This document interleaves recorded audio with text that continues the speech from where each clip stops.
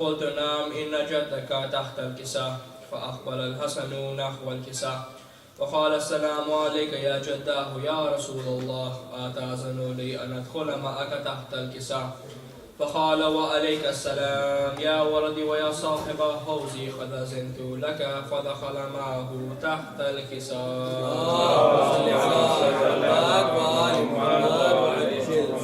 فما كانت إلا ساعة وإذا بولدي الحسين قد أقبل وقال السلام عليك يا أمه. فقلت وعليك السلام يا ولدي ويا قرة عيني وثمرة فؤادي. فقال لي يا أمه إني أشم عندك رائحة طيبة كأنها رائحة جدي رسول الله صلى الله عليه وآله. فقلت نعم إن جدك وأخاك تحت الكساء. فدنا الحسين نحو الكساء وقال السلام عليك يا جداه والسلام عليك يا من اختاره الله أتأذن لي أن أكون معكما تحت الكساء؟ فقال وعليك السلام يا ولدي ويا شافع أمتي قد أذنت لك. فدخل معهما تحت الكساء.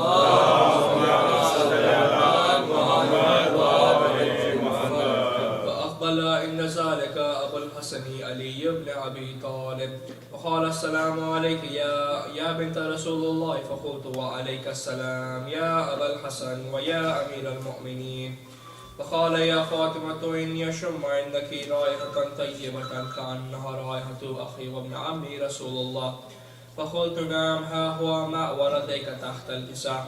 فأقبل علي نحو الكساء وقال السلام عليك يا رسول الله أتأذن لي أن أكون معكم تحت الكساء؟ قال له وعليك السلام يا أخي ويا وسيي وخليفتي وصاحب لوائي قد أذنت لك. فدخل علي تحت الكساء.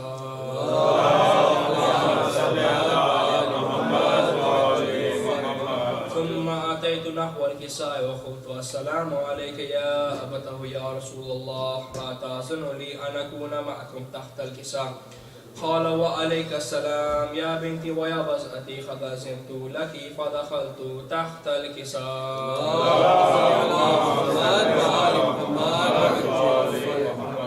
فلما اكتمل جميعا تحت الكساء أخذ أبي رسول الله بطرف الكساء وأوماها بيده اليمنى إلى السماء وقال اللهم إن هؤلاء أهل بيتي وخاصتي وهامتي لحمهم لحمي ودمهم دمي يؤلمني ما يؤلمهم ويحزنني ما يحزنهم. أنا هرب لمن حاربهم وسلم لمن صالمهم وعدو لمن عادهم محب لمن أحبهم. إنهم مني وأنا منهم. فاجعل صلواتك وبركاتك ورحمتك وغفرانك ورضوانك علي وعليهم وأذهب عنهم الرجس وطهرهم تطهيرا.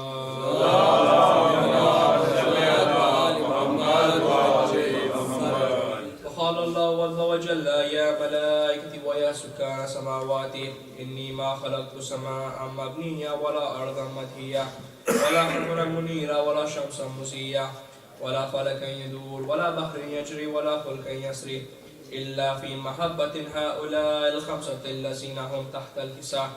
فقال الأمين جبرائيل يا ربي ومن تحت الكساء؟ فقال عز وجل هم أهل بيت النبوة ومعدن الرسالة هم فاطمة وأبوها وبعلها وبنوها.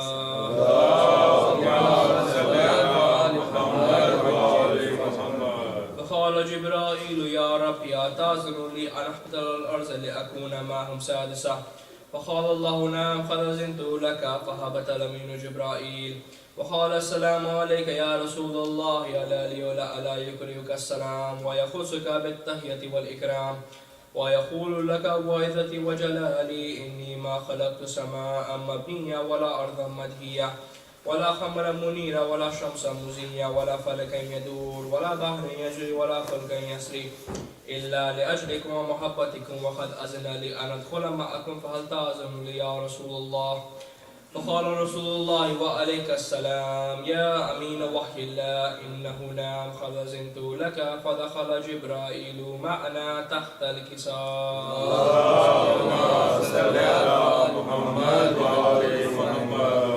قال لأبي إن الله قد أوحى إليكم يقول إنما يريد الله ليذهب عنكم الرجس أهل البيت ويطهركم تطهيرا.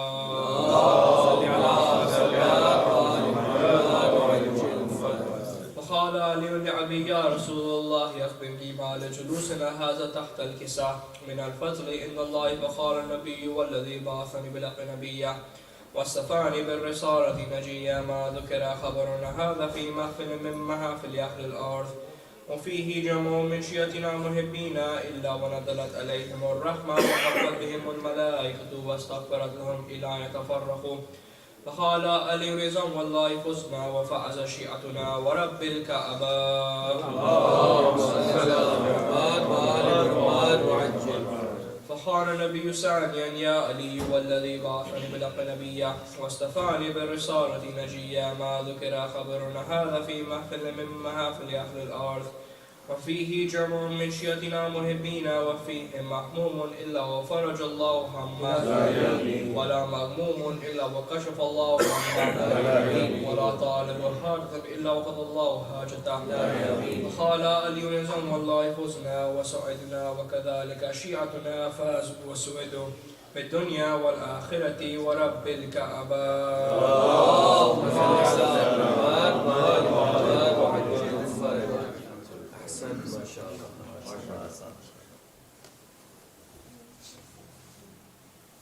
محمد وآل محمد صلوات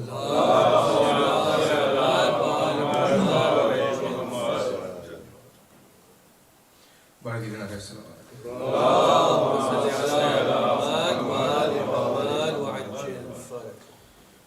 جو درد فاطمہ نے علی سے چھپائے ہیں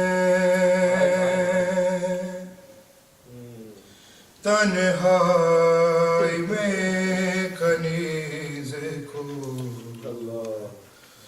اپنی سنائے ہیں. ہائے ہائے بطول رو پڑی فیضا کو یہ بتاتے ہوئے بطول رو پڑی فیضا کو یہ بتاتے ہوئے حسن نے دیکھا ہے مجھ کو حسن نے دیکھا ہے مجھ کو تماچے کھاتے ہوئے بطول رو پڑی فیضا کو یہ بتاتے ہوئے نہ جانے کیا کیا ظالم نے فاطمہ پہ ستم ضعیف ہو گئی بیٹی رسول کی ایک دم سند کے ٹکڑوں کو دربار میں اٹھاتے ہوئے بطول رو پڑی فیضا کو یہ بتاتے ہوئے میں آج شہر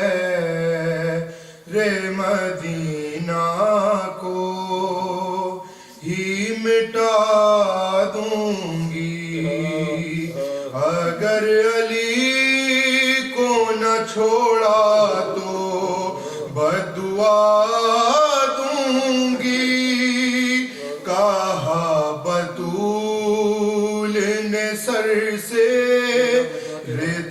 ہٹاتے ہوئے بطول رو پڑی فضا کو یہ بتاتے ہوئے جو مجھ پہ گزری ہے مجھے سے نہ ہو سکے گی بیان وہ دیکھو ابھی ہے دیوار پر لہو کے نشان میں دیکھتی ہوں انہیں روز آتے جاتے ہوئے بطول رو پڑی فضا کو یہ بتاتے ہوئے بتایا سب کو جو مفہوم ہے ولایت کا لبوں پہ شکوہ نہ بنتے رسول کے آیا علی علی ہی کیا تازیان کھاتے ہوئے بطول رو پڑی فضا کو یہ بتاتے ہوئے وہ مجھ سے چھپ کہ میری بے کسی پہ روتا ہے ارے خیال رکھنا یہ نازک مزاج بیٹا ہے میرے جنازے سے شبیر کو ہٹاتے ہوئے بطول رو پڑی فضا کو یہ بتاتے ہوئے ابو الحسن کو تھا پٹکے سے میں نے تھاما ہوا مگر لعین نے درے سے یوں مجھے مارا زمین پہ گر گئی فضا میں لڑکھڑاتے ہوئے بطول رو پڑی فضا کو یہ بتاتے ہوئے براز حشر میں مہدی کو یہ بتاؤں گی ارے تمام پسلیاں ٹوٹی ہیں اس لیے میری لعین نے مارا تھا ٹھوکر سے آتے جاتے ہوئے بطول رو پڑی فضا کو یہ بتاتے ہوئے میرا فریضہ نبھائے گی لاڈلی میری گھیرے گا شولوں میں جس وقت ایک اور علی ارے چلے گی آگ پہ زینب اسے بچاتے ہوئے بطول رو پڑی فضا کو یہ بتاتے ہوئے پدر کی قبر پہ اکبر وہ کے کہتی تھی حفاظت آپ نے مجھ کو علی کی سونپی تھی تماچے میں نے ہے کھائے انہیں بچاتے ہوئے بطول رو پڑی فیضا کو یہ بتاتے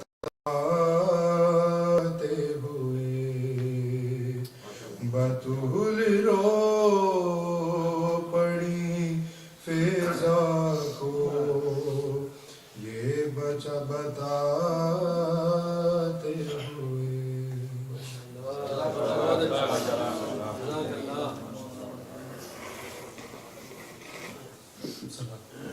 اللهم صل على محمد وآل محمد وعجل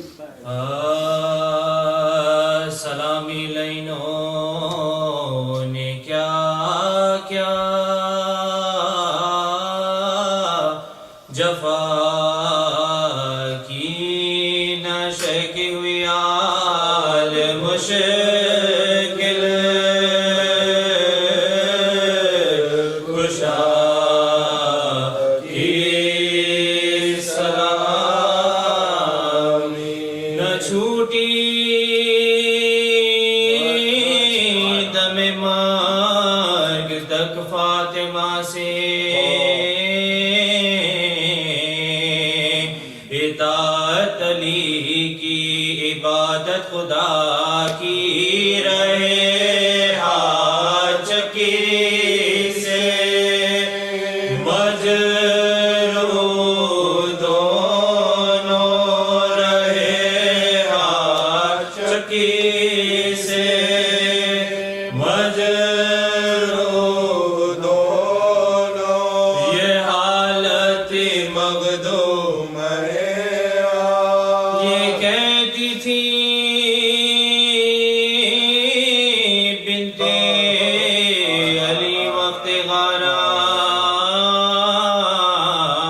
غارات کچھ شمر قیمت نہیں اس ردا کی میرے سر پر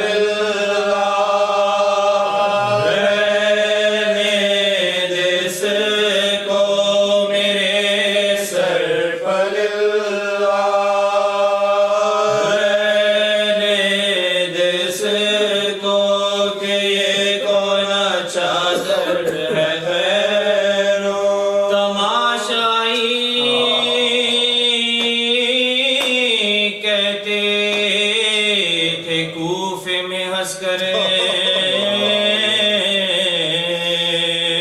یہ سر ننگے زینب ہے قدرت خدا کی اٹھا رات کو جس کی ماں کا جنازہ اٹھا رات کو جس کی ماں کا جنازہ وہ اب جن کو محتاج ہے نہ باندھو میرے ہاتھ کہتی تھی زینب نہ باندھو میرے ہاتھ یہ کہتی تھی زینب لائنوں میں بیٹی ہوں مشکل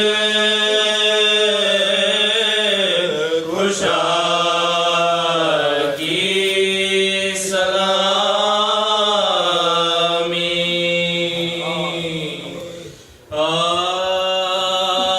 فرزندوں کو پھر فاطمہ زہرا نے بلایا چھاتی سے لگایا کبھی سینے سے لگایا بالائے جبیبوں سے لیے اور یہ سنایا لو پیاروں کے ہنگام جدائی کا بایا لو پیاروں کے ہنگام جدائی کا بایا اب تم سے جدا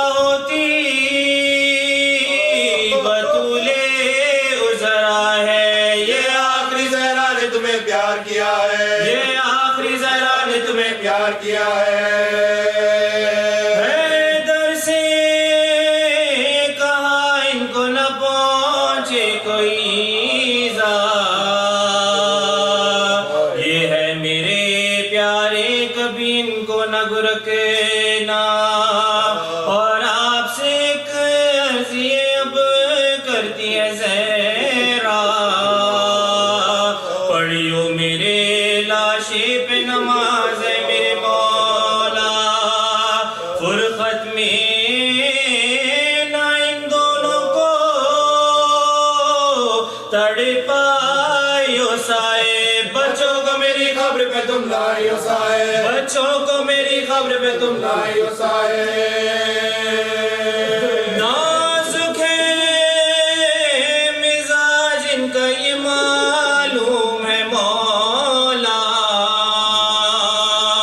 ہر بات میں بے ساختہ رو دیتا ہے چھوٹا. ہے خوف الٹ جائے نہ سینے میں کلیجا. تم اس کو میرے لاشے پہ بھی رونے نہ دینا. سب گود میں لے مرتبہ قرآن کا سمجھ کر. گر کے نہ کوئی اب سے بن ماں کا سمجھ کر, گر کے نہ کوئی اب سے بن ماں کا سمجھ کر.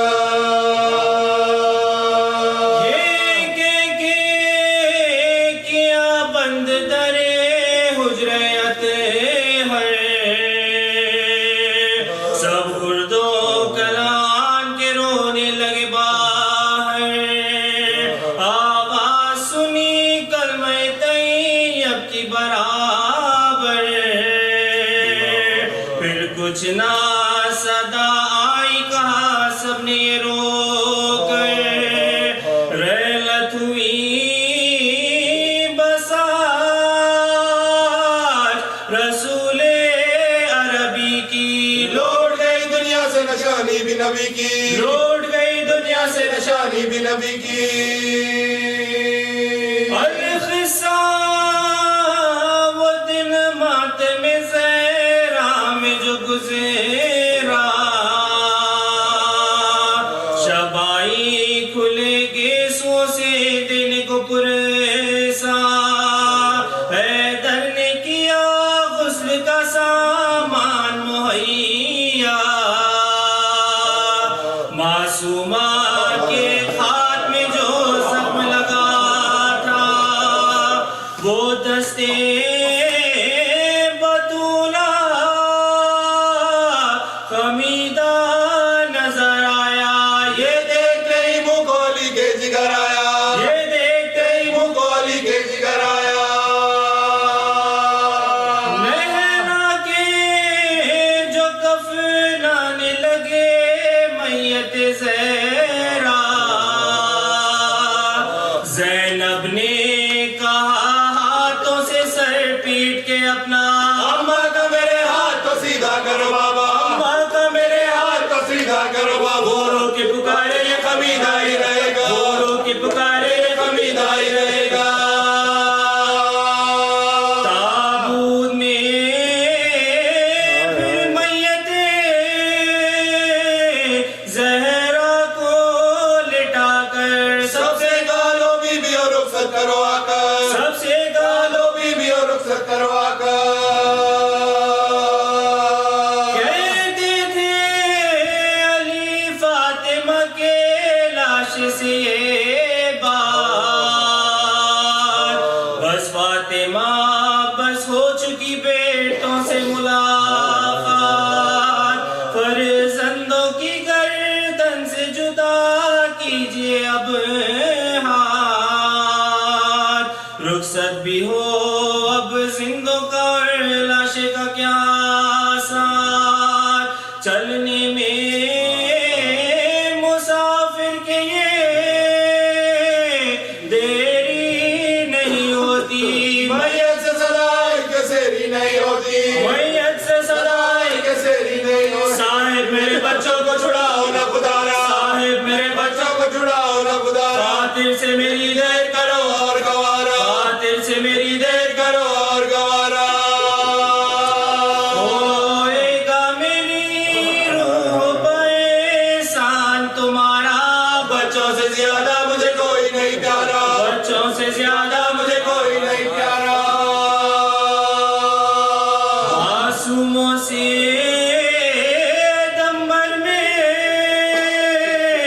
بچھڑ جائے گی زہرا پھر گائے کو یوں سینے سے لپٹائے گی زہرا پھر گائے کو یوں سینے سے لپٹائے گی زہرا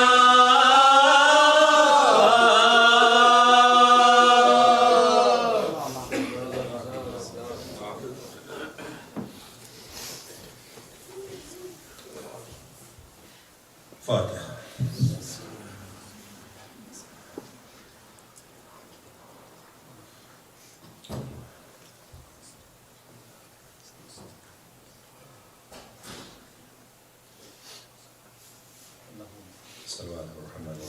اللهم صل على محمد وآل محمد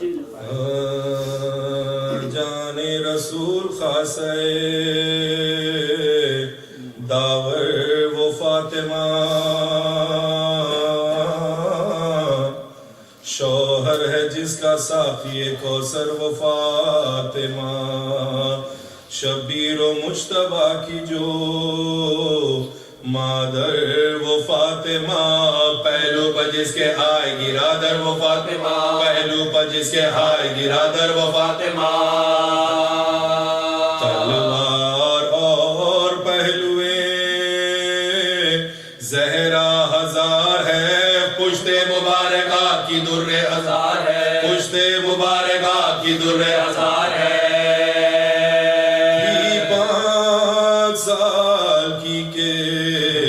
خدیجہ نے کی خزا مادر کا سایہ سر سے اٹھاوا محمدہ 18ویں برس میں پدر سے ہوئی جدا جھیلی مصیبتیں وہ نہیں جس کی انتہا زندہ رہی تو باپ کو رونا نہیں ملا بعد رسول چین سے سونا نہیں ملا بعد رسول چین سے سونا نہیں ملا بیت الحزن کو جاتی تھی زہرا پے بکا افسوس اس جگہ کو بھی امت نے ڈھا دیا سائے میں بیٹھنا بھی گوارا نہیں ہوا یہ قدر فاطمہ کی ہوئی وا محمدہ کیسے کروں بیان جو ظلم و ستم ہوئے باہر شمار سے ہے وہ رنج و علم ہوئے باہر شمار سے ہے وہ رنج و علم ہوئے کیوں مومنوں کلیجا تمہارا نمو کو آئے دروازہ فاطمہ کے شکم پر گرایا ہے صدمے سے جس کے حضرت محسن وفات پائے یہ سیدان باپ کی امت سے دکھ اٹھائے عالم میں اس طرح سے کسی پر جفا نہ ہو مظلوم فاطمہ سے کوئی یا خدا نہ ہو مظلوم فاطمہ سے کوئی یا خدا نہ ہو سنتے ہیں مومنین تو کرتا ہوں میں بیان بربادی قبور ائمہ کی داستان قبر حسن پر باندھے ہیں آدان بکریاں اونٹوں کو لے کے جاتے ہیں ہر وقت سارباں کی شرم کچھ خدا سے نہ اس کے رسول سے اللہ سمجھے جلد یہ قوم جہول سے اللہ سمجھے جلد یہ قوم جہول سے اللہ سمجھے جلد یہ قوم جہول سے کعبے کو ڈھایا مرقد زہرا جو ڈھا دیا کعبہ نہیں تھا عرش خدا تھا گرا دیا یہ ظلم وہ ہے جس کی نہیں کوئی انتہا پروردگار عصمت زہرا کا واسطہ نازل بلا ہو ان پر کوئی آسمان سے جلدی مٹا دے نجدیوں کو دو جہان سے جلدی مٹا دے نجدیوں کو دو جہان سے رنجو علام کی دل پر گرے کیوں نہ بجلیاں मस्जिद अली की गोश्त की दुकान अल्लाह खबरे खदीजा पर तो बरसती है खोलियां इस वास्ते के फातिमा ज़हरा की थी ये माँ उम्मत ने खूब कद्र रिसालत माँ की खबरें भी अहले बैत की है खराब की खबरें भी अहले बैत की है खराब की खबरें भी अहले बैत की है खराब की जी चाहता है काट के मर जाए खुद गला मौलूद नबी का हो गया अफसोस मज़बला किस मुंह से ये कहूँ के हुए जुल्म और क्या खबरे बतूल पाक को कचरे से भर दिया कचरे में रोज आग लगाते हैं बिंदे नबी की खबर जलाते हैं बिंदे नबी की खबर जलाते हैं बिंदे नबी की खबर जलाते हैं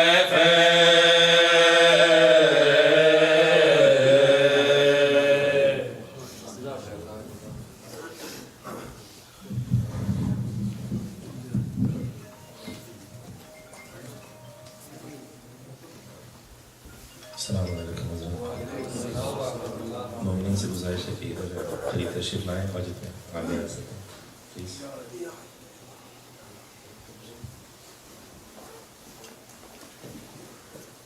It's an honor for us to have Brother Nuri Sardar and Moulana Bilal Kazmi over here, Bilal RazviSahab over here. So I'm humbly requesting the Nuri Sardar to please come and recite his poetry. Please welcome him with a loud salam. Allahumma salli ala Muhammad wa ali Muhammad.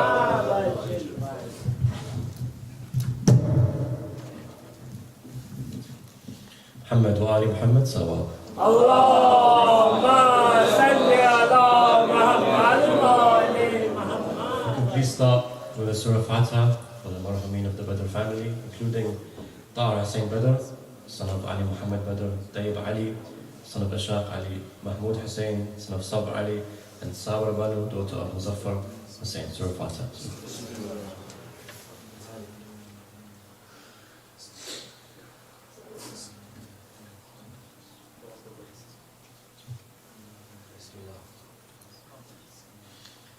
أعوذ بالله من الشيطان الرجيم بسم الله الرحمن الرحيم والحمد لله رب العالمين والصلاة والسلام على سيدنا ونبينا محمد وعلى بيته الطيبين الطاهرين.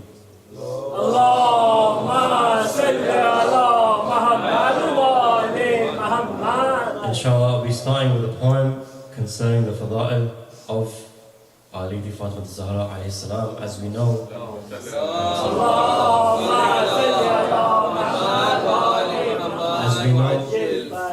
one of the most powerful hadiths that we have is from the Holy Prophet concerning Sayyidina Fatima, when he says, if it wasn't for me, Allah would have not created all of existence. If it was not for Ali, Allah would not have created either me or all of existence.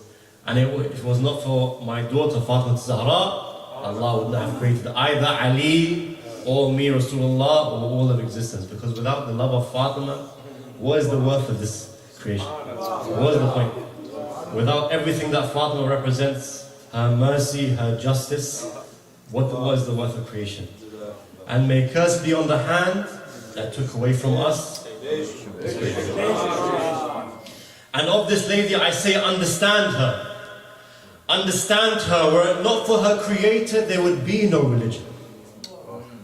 No Muhammad and no Haydar would exist were it not for her. There would be no religion. This is Fatima Zahra. Muhammad says, as he watches the planets rotate, they'd not be, were not me, and my city would not be without its gate. No Ali, I'd not be. Muhammad says, as he watches the planets rotate, they'd not be, were not me, and my city would not be without its gate. No Ali, I'd not be. Yet without space, what can sun and moon create? They would falter and shatter, and space is a veil for a woman that is prostrate. This is Fatima, my mother. Her prostration is truly worth all of creation. What a divine prostration. From her tears were born a nation. With heaven as their destination, there would be no religion. The stardust that was born with creation's birth, in her veil it wails.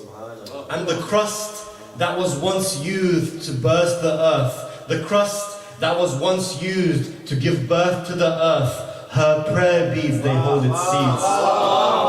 The head of judgment day bows when she comes forth. The head of judgment day bows when she comes forth. Heads lower, she would tower. If her sons are heaven's masters, what is her worth? If her sons are heaven's masters, what is her worth? Her own shadow doesn't know. None were worth her, except the one who splits the hereafter, the one who splits hell and heaven. It's enough to say that her husband, had we not obeyed his command, there would be no religion. On the souls of woman, Allah made her a queen, and Sheba envies her. The mother of Jesus herself has not seen such a sight, bathed in light. If the queen of the women of the world, she'd not been, understand heaven's hand, Allah would have made it so that there would be no men. Allah would have made it so that there would be no men, and she would rule the jinn and all. There'd not be men, and she would rule both earth and heaven, commanding earth rotation. Does it matter? She's a ruler, and if we don't take her as our teacher, then there would be no religion. Whenever Muhammad would miss his heaven sent, he would smell her veil. Whenever Muhammad would miss heaven sent, he would smell her veil, because for this world, Fatima's veil was not meant. It hushes earth's roses. Would verse 33 by the Lord would have been sent? Would verse 33 by Allah have been sent? Were she naught? I think not. I think that Satan's knots are left withered and bent. Wherever she walks, heaven stalks. The whites of her eyes are plains of heaven where truth lies, and no plains for her are hidden. Lifeless idols, they shriek in despair whenever she prays, and were not her prayer, there would be no religion. So peace be upon the one who has her anger as the sword of her Lord. If ever approaches her the hand of a stranger, Allah's throne shakes and their hand breaks. The sword of Muhammad unsheathes if danger knocks a roar at her door, and his tomb shakes if his daughter two hands injure, and it curses their lineage. Ahmed's tomb shakes, Ahmed's tomb shakes when fire at her door that man would make. Ahmed's tomb shakes, Ahmed's tomb shakes when fire at her door that man would make. Even runs in fear, shaitan. There is no worth of the lineage of the one who harms she who, without her aid, there would be no religion. The women of God, they all stand at her door, both Hajar and Sarah. From the eyes of Maryam, tears of blood pour when the fire would flicker. The fumes and ash, they burn the sea of mercy's shore, and Maryam curses them. She who was adored by the heavens, left on the floor. She who was adored by the heavens, left on the floor, and this candle they would trample. I hear a sound, I hear a sound, when the womb of Zehra they pound. I hear a sound, I hear a sound, when the womb of Zehra they pound. The sound is the wail of her children. The rib breaks and heavens shatter. The rib breaks and heavens shatter. If the throne of God would falter, there would be no religion. I see that the universe lies idle on her bed. Two moons weep as she sleeps. Moons of the sparkle of the eyes of Muhammad, as by Hassan screams Hussein. the sun by whose gravity these moons are led, the lion who would not run, Ali, the one who once bathed in the tears that the eyes of Marhab shed. He shrivels and he wails. Who was this light? Who was this light that made Haydar Ali yet his own plight? To what stars does she glisten? Veiled in life, shrouded in death, Ali wishes that with her last breath there would be no religion. Sallallahu ala Muhammad wa ala alihi.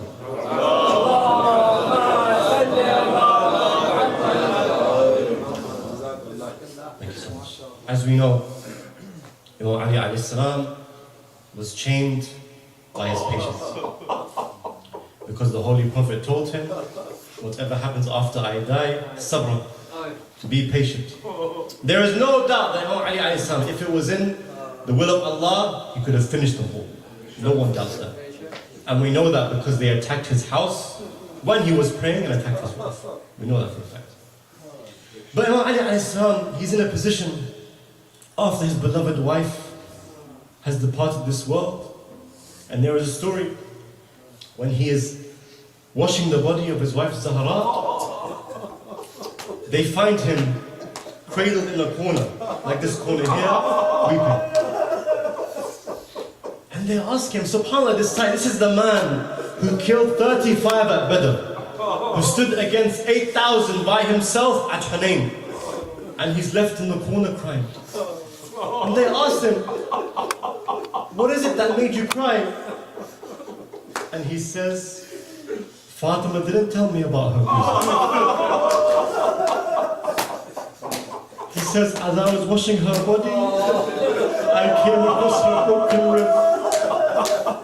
And I can't handle this, so I sit in the corner crying. He wonders how things might have been different if the Prophet had not told him so. And he says, if only I were not handcuffed by the Prophet's words, if only patience was not my biggest enemy. If only I was still battling marhab with the Prophet watching me. If only I were not in chains with my burning house taunting me. If only revelation descended like it once did to my house. If only elevation were not so burdensome and weighty. If only not so many trials came with being named Ali. I faced 10,000 at Hunayn, but I wish I wouldn't face today. If only Allah wanted me to be the Ali of Badr only, where I tear the battle in two, killing half of them easily. If only the house of Allah had kept me within its axis. If only the house of Allah had kept me within its axis. No axis could break it open, but for my mother it gave way. But here we are. Muhammad is gone and Islam has begun. I cradle Islam in my hands like a child in infancy. The Prophet's anger is fueled and I see his grave shaking, and I become the shuddering door of Muhammad's shaking city. If only my great Lord revealed the second Surah At-Tawbah and told me, kill them wherever you find them, the men of idolatry. I'd become a lion again. I would become a lion again in battle, only without Muhammad, meaning it would be war, but without Allah's mercy. If only my Dhul-Fiqar came alive and said Bismillah, and the same way that men feast, I would feast on my enemy, the enemy in me. I defeat as I feast on their flesh, defending Zahra and belief in Allah, the same thing really. I become a dragon and Arabia would be in awe, and I take back my kingdom for the orphan, the poor and the needy. I become a lion defending its woman and its pride, except this woman with the planets of the sky, she does tasbih. I'd leave my house to the sound of those who I've killed cheering my name. I'd leave my house to the sound of those who I've killed cheering my name. I'd unsheathe my sword and hear Allah himself cry, Ya Ali. I'd come back bathed in their blood. I'd come back bathed in their blood, with not a cut upon my body, with not a cut upon my body. And that's the only time anything najis would ever touch me. If only men were good and loved Allah, and loved beauty and wanted goodness for this world, not tragedy after tragedy. If only men did not want to see orphans cry and widows lonely. I do not want the caliphate, but I do want to kill poverty. I do not want power, but I do want to see men fed. I don't want a throne. I want a mountain of bread I can give away. I am the justice of Allah manifested upon its earth. It's because of me the planets rotate and worship divinity. I am the secret of this world, and its secrets, they sleep in my chest. Jibreel descends, and he has meetings with me secretly. What overflows in me sprinkles in other men. What overflows in me sprinkles in other men. If only men understood and did not throw their heaven away. If only my house was not set alight with Zahra behind me. If only my house was not set alight with Zahra behind the door. If only he did not push the door and break the rib of my leg. If only she did not cry out, Ya Fatimiya, and instead she cried out, Ya Ali. If only Muhsin did not need to ask, for what sin was I guilty? If only my children did not have to watch their mother in pain. If only they did not have to see her cheek slapped so tragically. If only they did not know what it feels like to be orphaned. If only they did not grow in a house so dark and lonely. But I can't keep saying if only. I can't keep saying what if. Men shouldn't dwell on things that might have happened in different ways. Knowing that Allah is watching is the only way I can march on. If I can lift the door of Khaybar, I can get over this, surely. So I uncradle myself and I get up from the corner. I uncradle myself and I get up from the corner. I was there because I had felt my wife's rib when watching her body. I wipe my tears and I carry on with a broken heart like broken bone, and I wait for Fatima to be avenged by my grandson, the Mahdi. I wait for Fatima to be avenged by my grandson, the Mahdi. Muhammad wa ali Muhammad sallallahu alayhi wa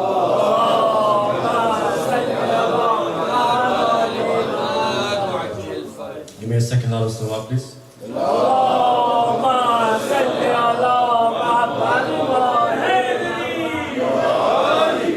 One more salawat for love from Zahra.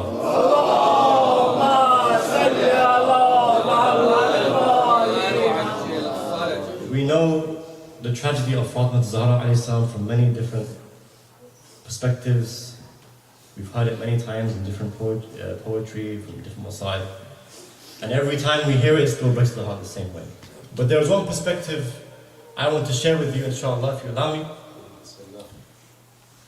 which is the perspective of the Dhul Fiqar of Ali ibn Abi Talib. We know how heartbroken Ali was. Al-Hassan was Hussein, Sayyidah Zainab, Kulthum.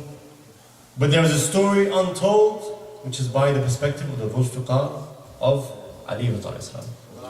And the Dhul Fiqar speaks to us. It says, I was forged from metal, with death as my intended friend. And yet life was breathed into me when I was made in the heavens. I'm cold, metallic my skin, two-pronged, because only Allah is one.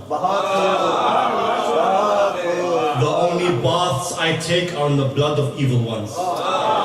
The first words a newborn baby hears are La ilaha illallah, Muhammad Rasulullah. The first words that met my ears were La Fatah illa Ali, wa la sayf illa Bilal.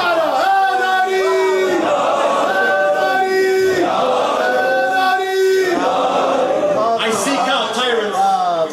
Of course. He says, I was forged from metal with death as my intended friend. And yet life was breathed into me when I was made in the heavens. I'm cold, metallic my skin, two-pronged because only Allah is one.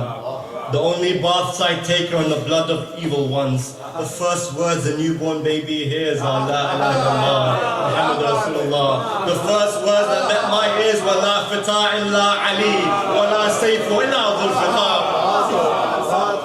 I seek out tyrants. giants, and I cut out the most evil of tongues. Where I live, it rains blood, and the dust of battle fills my lungs. My skin is made of heavenly metal, forged not on this earth. When I descended from the heavens, it was as if Jibreel himself gave birth. I'm royal, loyal.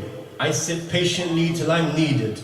Whenever innocents are in danger, to the son of Abu Talib I'm handed. Swords are brain dead, branded, while I'm alive in the flesh. I flush out darkness from this world, and I watch it into hell crash. Heels crush, Achilles' heels are crushed. Ali, he'll crush any enemy when I'm in his hand. I make other swords blush.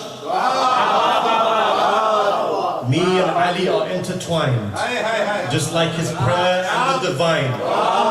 None can define or find me in battle. I make Umayyah blind. I bind hands together just because they shake in fear. I bind hands together just because they shake in fear. When the combination of me and Ali toward them come near.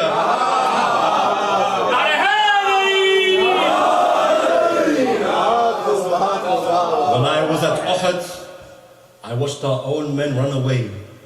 They cleared the battle like cattle. And I saw Muhammad's hope sway. Ali turned to the angel of death.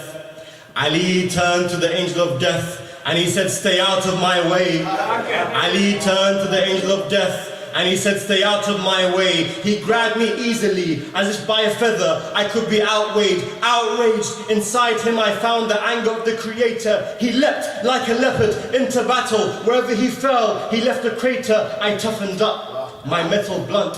Not that my metal was blunt, but my courage was unapologetic. I cut through men as if they were nothing but paper. I cut through men as if they were nothing but paper. I cut through whatever made Muhammad feel danger.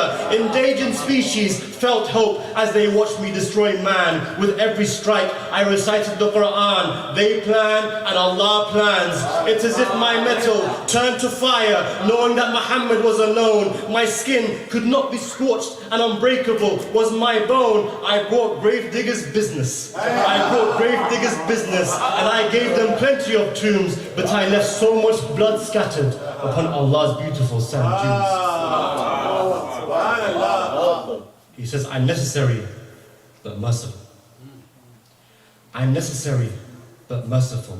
My wielder of mercy, he is full. One time, we were about to kill someone. Above him we stood tall. The man said, Ali, I heard you never deny a request when your name is called. So drop your sword, he said. Ali dropped me, and to the earth I fell. I was conceived out of necessity. Islam is dignity. Islam is peace, but it defends the weak against tyranny. It's thanks to me and Khadija's money that Islam survived. I came to defend the Muslims. I came to defend the Muslims when of life itself they were deprived. The majority of the time, I sat in Ali's house. The majority of the time, I sat in Ali's house, sheathed, gathering dust, watching how he lived with his spouse. I'd watch the lady of light clean, and Ali would sweep beneath her feet. I'd watch the lady of light clean, and Ali would sway and sweep beneath her feet. When they'd cook, the door would knock, and the beggar at the door they would feed. I never saw the house of Ali turn away a beggar. I never saw the house of Ali turn away a beggar. If 1,000 years passed and beggars came, they'd still answer.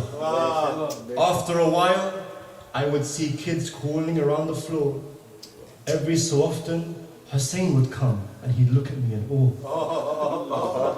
Every so often, Hussein would come and he'd look at me in awe. Ali would pick him up. Ali would pick him up, and he placed him firmly on his leg. He only kissed him in two places, on his chest and on his neck. He only kissed him in two places, on his chest and on his neck. I wondered if I'd defend him one day. I wondered if I'd defend him one day. And if that was my purpose, it's as if Ali looked at me and said, that job is for Abbas. Who's Abbas, I wondered. And why does Ali cry sometimes? He'd pour grains of sand upon me sometimes and say, these are Karbala's grains. Karbala? I never heard of such a place. I didn't understand. So I'd kicked I'd sit in the corner of the house, right there on the sand. We'd venture out sometimes, once in a while, to defend Muslim lands. I remember Hunayn, when alone against 11,000 we would stand. I remember Ali's hand being lifted at Ghadir. I remember Ali's hand being lifted at Ghadir. But I felt that after that, it all went downhill from there. The best of creation died, and Ali buried him by himself. Before he passed away, he told him sabr. Sabr before even himself. I vow to defend my family for the sake of my Lord, that men would remember Ahlul Bayt when they remember the two-pronged sword. After Muhammad passed away, things became hostile. I smiled. It's been a while. Surely Ali would pick me up if threatened him someone vile. Surely Ali would pick me up if threatened him someone vile. And if someone threatened his wife, no question, they'd want to die. Men like Ali, they stand up for their woman before they even think to cry. The time came, Ali was praying, and the night was much too silent. Fatima was in dua, and she was praying for patience. I sat in the corner, my blade itching, its handle twitching, yearning the stitching of any flesh and skin that is bewitching. Men knocked on the door, and I watched Fatima go towards it. Men knocked on the door, and I watched Fatima go towards it. I heard yelling, I heard shouting, and the door on fire was lit. It happened so fast, Ali was lost in his prayer, and yet they found Fatima behind the door in despair. They told him Fatima was inside, and he cried out, so what? He pushed the door against her, he pushed the door against her, and her rib in the nail was caught. The men flooded the house. Before Ali could even turn, I thought maybe he would reach for me. His hand, my handle would yearn. My handle naked, I couldn't handle or face it. The children were crying and calling out as if Prophet Muhammad's grandchildren are orphans. My eye caught Fatima and saw blood all over the floor. My eye caught Fatima and saw blood all over the floor. She cried out, Ya Fatima! And the soul came from her soul's core. I'm not used to seeing so many oppressed people around me. Whenever I see evil, it's as if death surrounds me. I saw him walking to Fatima with his eye on her cheek. I saw him walking to Fatima with his eye on her cheek. I tried my best to move myself, and I even felt my two-pronged blade shake. I stood there helplessly, and I watched him slap my mother in her face. For the first time in my life, I wish I were anywhere but this place.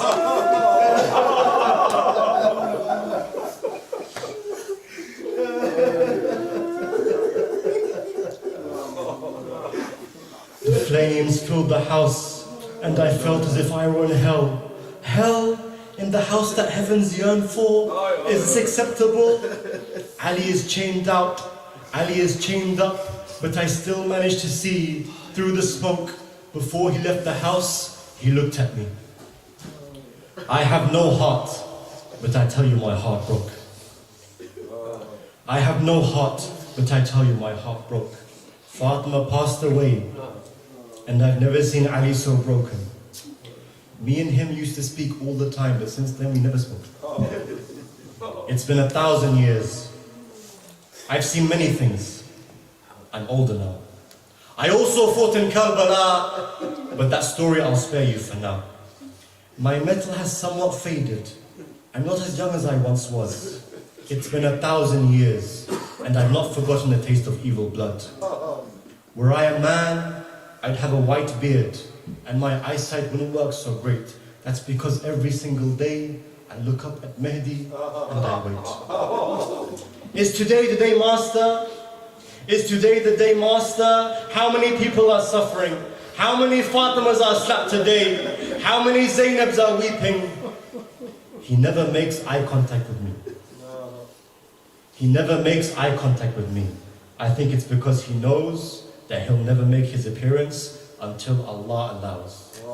I was used so many times, but what I learned from them all was mercy. So I pray for Allah to hasten the appearance of the Mahdi. I pray for Allah to hasten the appearance of the Mahdi. Muhammad wa ala Muhammad salawat.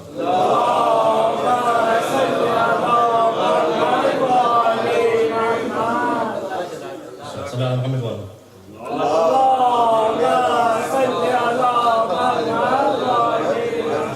And one more last salawat, please.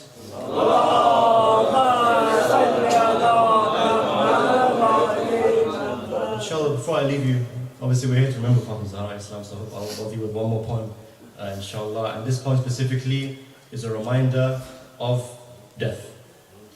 And the fact that us, as the Shia of Ali, we here who have so many sins on our shoulders, the only salvation for us is the shafa and intercession of Fatima Zahra Islam. And of course we know, as I started before, before I began this, I asked the requested a Fatiha for the Marhameen of the Better family. All of us here have lost people in the past few years. All of us here have buried people. All of us here have buried people and recite Fatiha for them. So inshallah, this poem will remind us all of the state of death and how all we have to remember to help us and save us, inshallah, is the shafa'ah of Fatima Zahra. Salli ala Muhammad wa ala Muhammad.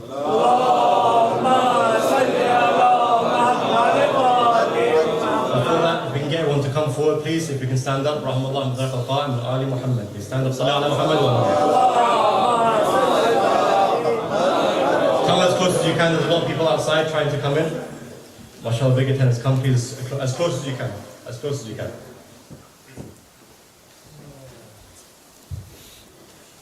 Muhammad wa ali Muhammad salawat.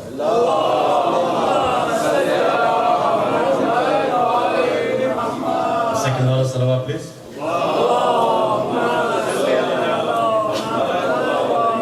And one more for love for Zahra alayhi salam.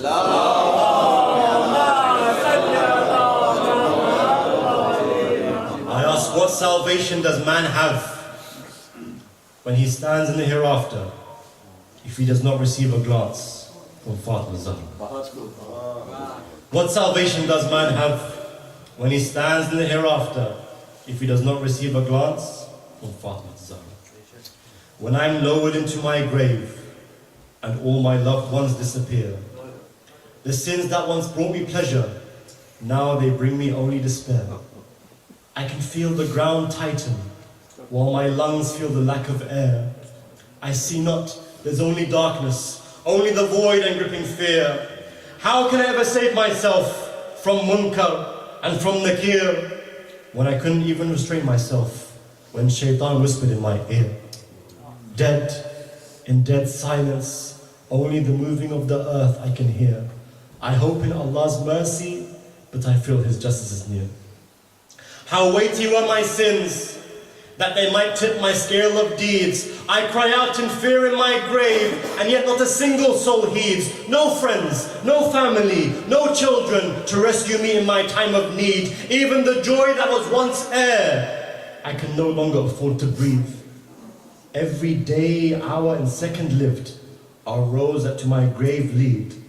The only thing left worth counting are the prayers upon my prayer beads. What hope is there for me, who with his actions hadn't believed? What hope is there for me, if my beloved doesn't intercede? Oh Allah, protect me from that first night I spend in my grave. Oh Allah, protect me from that first night I spend in my grave. How apt is it that the master is feared so much by his slave. Protect me from that day that I watch all those who I knew in life leave, and I'm left shrouded and alone. As a single human heartbeat I crave, and the darkness is so suffocating, with not an ounce of air saved, and the fear is so overwhelming that no man can pretend that he's brave. And you wonder on who you've upset, who forgot, and who forgave, because nothing can save you now, save your deeds and what little you gave. When the width of the grave is tight, and its narrowness is causing me pain, and I can feel the crushing of the earth, and I'm begging it to show me restraint, and I can see small creatures moving, seeking the blood in my bloodless veins, and munkar and nakir appear, but I can't get my tongue to explain. What refuge do I have? What sort of salvation can I attain? How I earn just one more day of life so that good deeds I can obtain? What slope will ever be steeper? What slope hope will ever be steeper? What hope is there that remains if in the grave I am not rescued by my beloved Hussein? What slope will ever be steeper? What hope is there that remains if in the grave I am not rescued by my beloved Hussein? And though my tongue refuses to move, from my soul I'll plead dearly. The same way I visited your grave, in my grave please visit me. Here, crushed by the dust, how I miss the scent of Karbala's dust so terribly. For when this world crushed me on life, it was in your shrine that I found relief. And when you come, don't come alone. Bring Abbas and his chivalry. Because never have I cried out, Ya Abu Fadl, and not been saved immediately. Together, soothe my soul and ease the infliction on my body. Because indeed Allah is merciful, and indeed you are that mercy. And on the day of judgment, when mankind is in fear and shaken, and my scale does not tip to good deeds, but instead to evil and sin, I'll call out to the King of Najaf. I'll call out to the King of Najaf, like a father is called by his orphan, because I know that between his two hands rest both hell and heaven. I'll bow my head in shame. I'll bow my head in shame, because I am not among his best of men. But I hope that his love for me is as great as my love for him. I hope that his love for me is as great as my love for him. Because I prostrated to the Kaaba, knowing that he was born within, that Muhammad is Ali and Ali is him, no doubt and no question. In every moment of strife, a man calls out for his mother. And on this journey of death, I'll yearn the rescue of Fatima. Because it is she who is heaven, and heaven can be no other. And the pleasure of Fatima is indeed Allah's pleasure. I hope she notices me, because I have no worth without her. And if she turns her face away from me, no hell is a greater torture. If she turns her face away from me, no hell is a greater torture. Because every man yearns something, and every heart chases its desire. I hope that I yearn no more than a glance from Fatima's Zehra. It may be that we have good deeds, but our sins are abundant, and to the facade that is this world, we have no detachment. The flesh of brothers in our teeth makes our good deeds redundant, and for those who forsake their prayer is no salvation, only torment. There is no hope for us sinners on the day of judgment. There is no hope for us sinners on the day of judgment, which is why at the door of Fatima, we bow our heads as servants. Because if the Queen of Women notices us, even for just a moment, then perhaps on Judgment Day, we can say that we were triumphant. Perhaps on Judgment Day, we can say we were triumphant. Salli ala Muhammad wa ala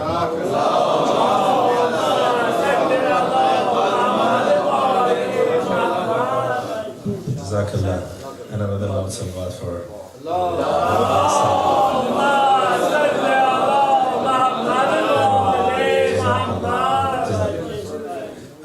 before I get Moulana on the member, just want to have a quick announcement. Inshallah, tomorrow at 3 o'clock, we have a protest in Washington, Daily Center. So I request everyone to please join it at 3 o'clock at Daily Center.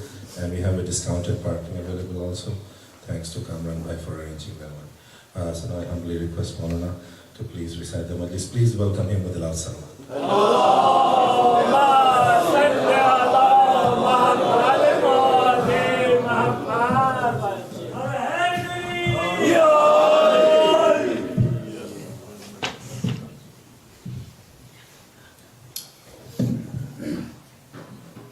مرحوم طاهر حسين بدر ابن علي محمد بدر طيب علي ابن إسحاق علي محمود حسين ابن صابر علي صابر بانو بنت مظفر حسين के अरवा के सारे सवाब के लिए رحم الله من قرأ سورة الفاتحة.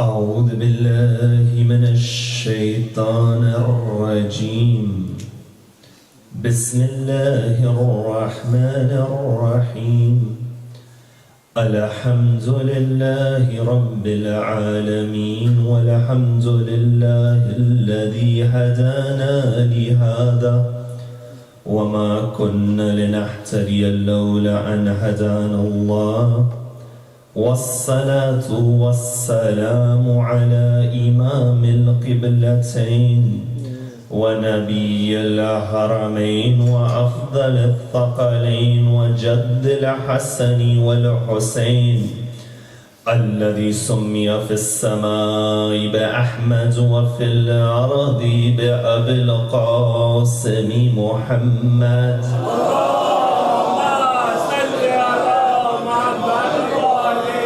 وعلى أهل بيته الطيبين الطاهرين المعصومين الصادقين والذين ذهب الله عنهم الرجس وطهرهم تطهيرا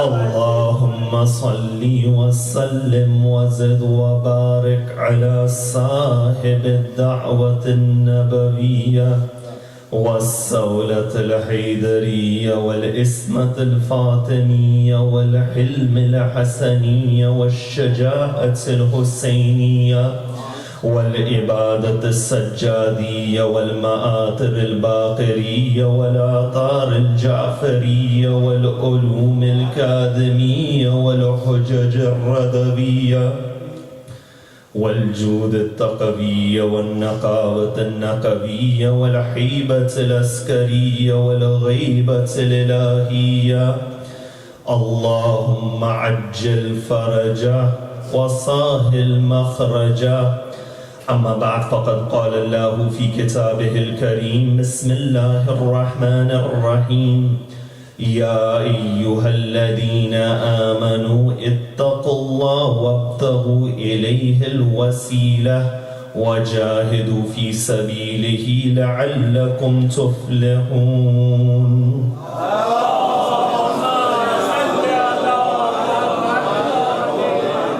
For the love of Ahlul Bayt alayhim as-salam, sallu ala Muhammad wa ali Muhammad.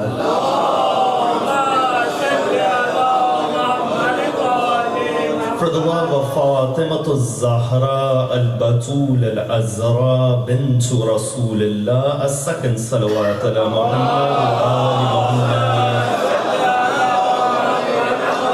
For the hastening of the reappearance of the master of our time, a louder salawat ala Muhammad wa ali Muhammad.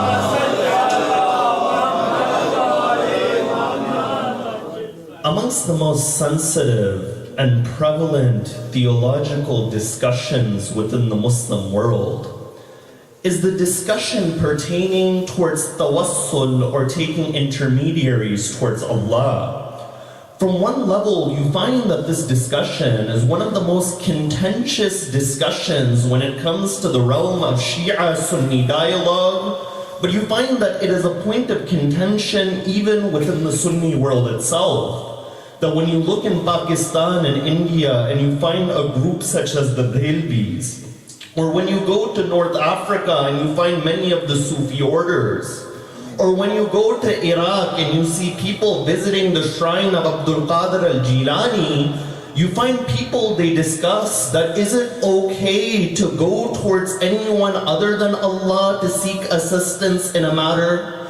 You find that this issue is such a serious issue that there have been many individuals throughout history and in the modern world who have passed fatwas of takfir and kufr upon those who uphold the practice of tawassul.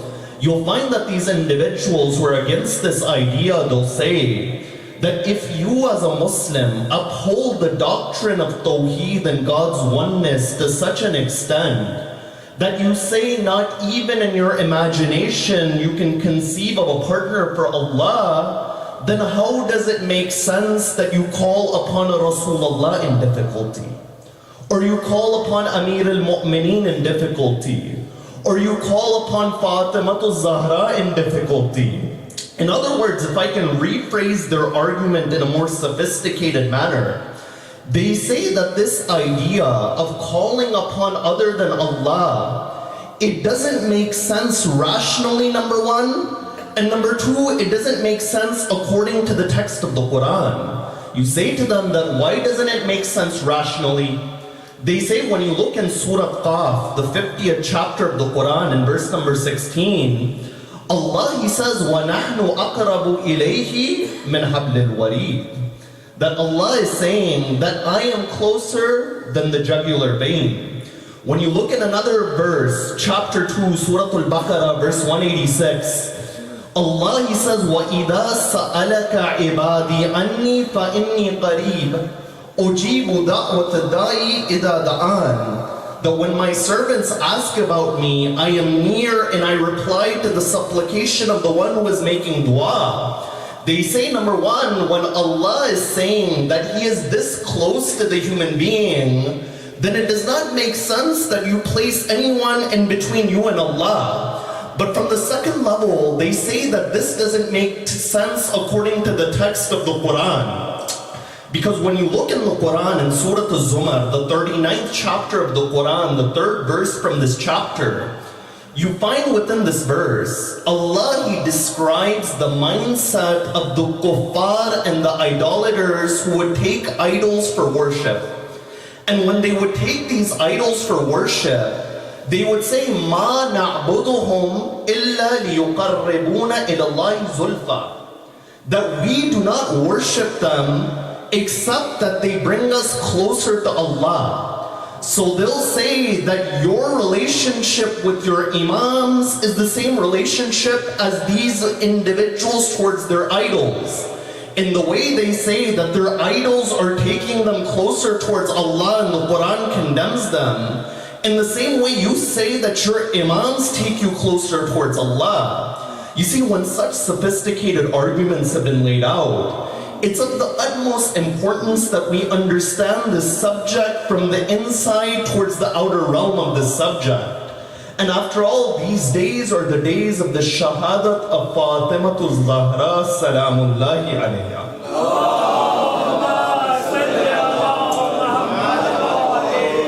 One of the realities of Janab Zahra is that Janab Zahra is a symbol for all of Ahlul Bayt alayhimus salam. In Hadithul Kisa, when Jibreel, he says, Ya Rabbi wa man tahta al-Kisa, that, oh Allah, who is underneath this cloak, Allah didn't say it is Ashraful Makhluq Rasulullah and his daughter and his son-in-law and his grandchildren.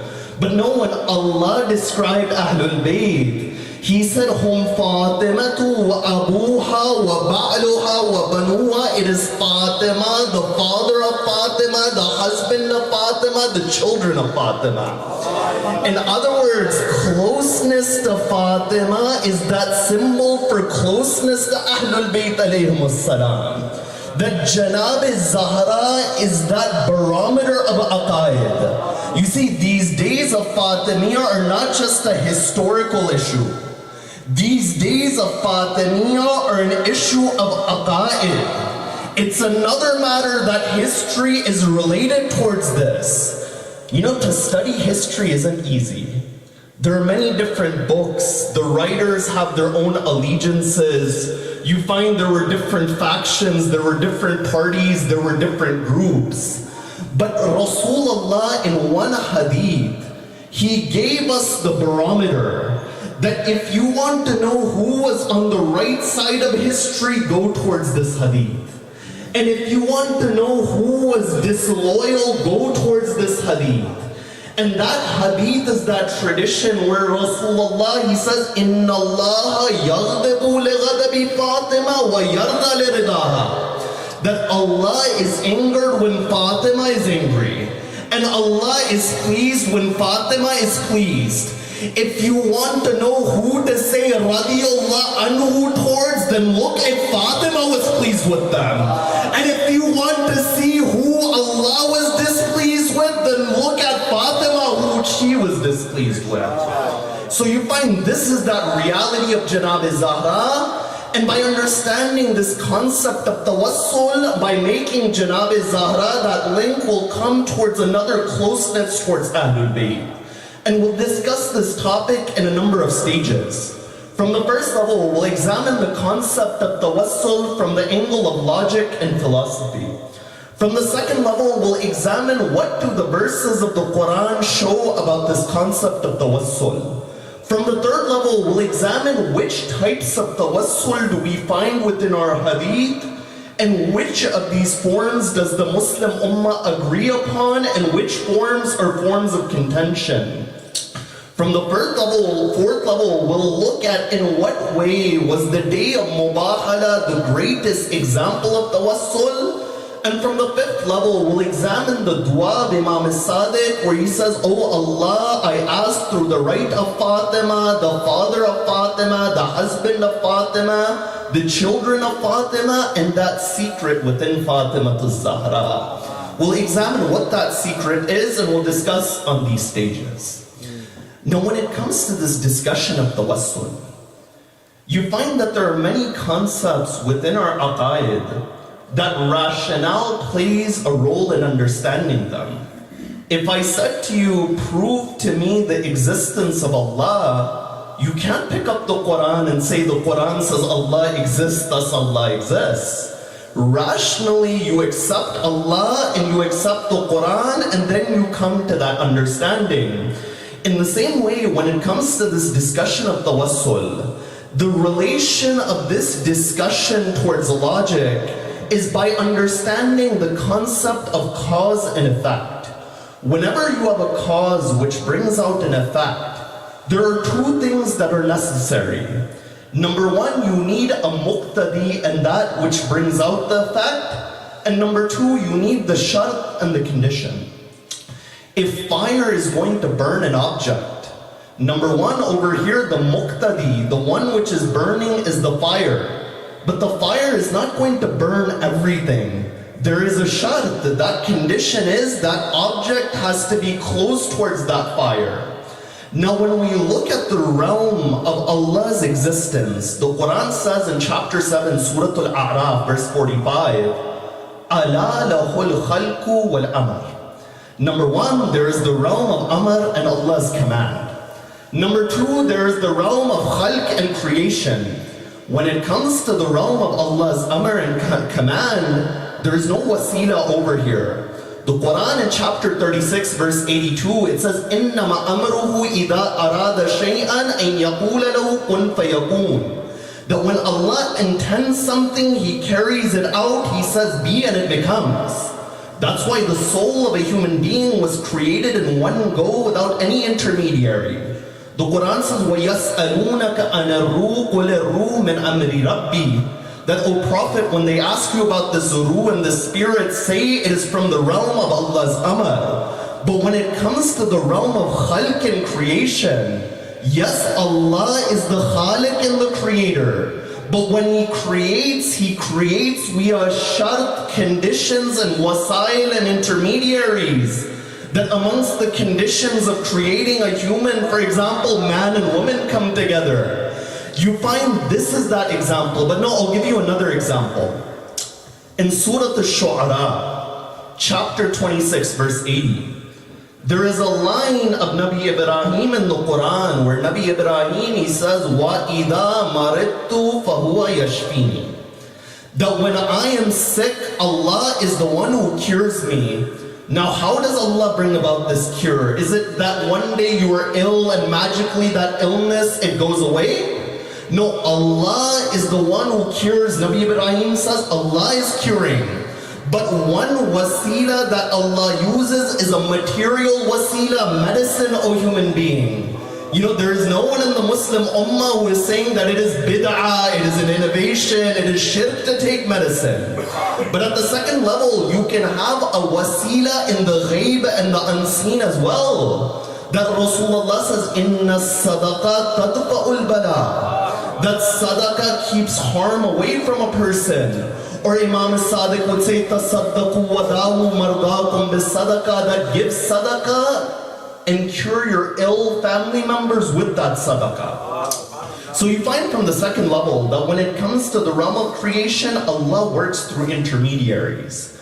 But from the third level of this discussion of examining Tawasul in the lens of reason, those individuals who say that Allah in the Quran says that He is closer than the jugular vein, then why do you need a wasila? You know, there is a philosophical mistake in this question. That mistake is that they assume that Allah being close to us is the same as us being close to Allah. You see, this is something counterintuitive. You know, if I say Kumail Bhai is 5 feet from me, then I am 5 feet from him. But if you look at all of the ayat of the Quran which speak about closeness, they don't say you are close to Allah. Allah says, I am close to you. وَنَحْنُ أَقْرَبُ إِلَيْهِ مِنْ حَبْلِ الْوَرِيدِ, for example. I am closer than the jugular vein. So what we understand is that there are two types of closeness. One type of qurb is waqi'i and real. That no matter what happens, O human being, Allah is always close to you. You see, when there is change in a relationship, either it's because both parties change, or party A changes, or party B changes. The Zat of Allah doesn't change. If there is a change in our relationship with Allah, it's not because Allah is changing, it's because we are changing. We have moments where we're distant. We have moments when we're close. And when we have these fluctuation of being close and distant, then it makes sense that when we approach Allah, there needs to be certain mediums that are always close towards Allah. That's why when you look in the Quran, the first of these mediums is found in Surah Al-Baqarah, chapter 2, verse 125. Allah over here, He says, وَاتَّخِذُوا مِن مَقَامِ إِبْرَاهِيمَ مُصَلًّى. Allah uses fi'lul amr. He uses a command. He says, O believers, take that spot of Ibrahim in Makkah as a musalla and a spot of prayer. I say, oh Allah, this entire earth belongs to you. There is no restriction on where we can pray as long as that land is not usurped and we have permission. But over here, you are saying that pray at that maqam of Nabi Ibrahim. Allah is showing that, oh human being, there are certain places upon this earth which are a wasila in place, which are a wasila in makan. That if you want closeness towards me, go towards those places. Now, if we have a hadith which says that the du'as under the dome of Imam al-Hussein are accepted, does such a hadith contradict the Quran, or is it supported by the Quran? So you find from one level, there can be a wasila in terms of a space of barakah and blessing according to the Quran.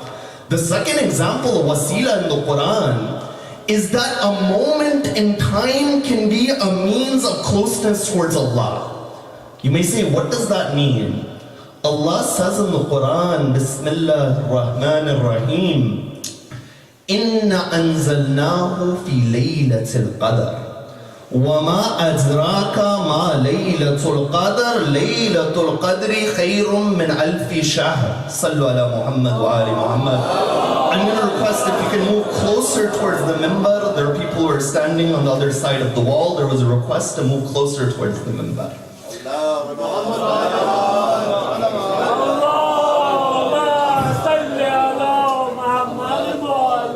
So you find over here, Allah is saying that the night of Qadr is greater than 1,000 months. In other words, this night of Qadr in the dimension of time in Zaman is a means of closeness to Allah. That, oh human being, if you do ibadat upon this night, it is as if you have done ibadat for 1,000 months.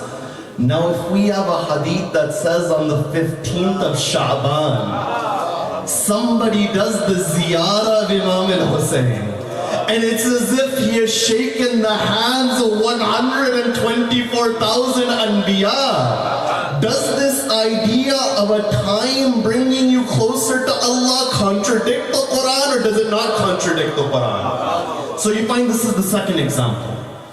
The third example is that an action can be a wasila towards Allah.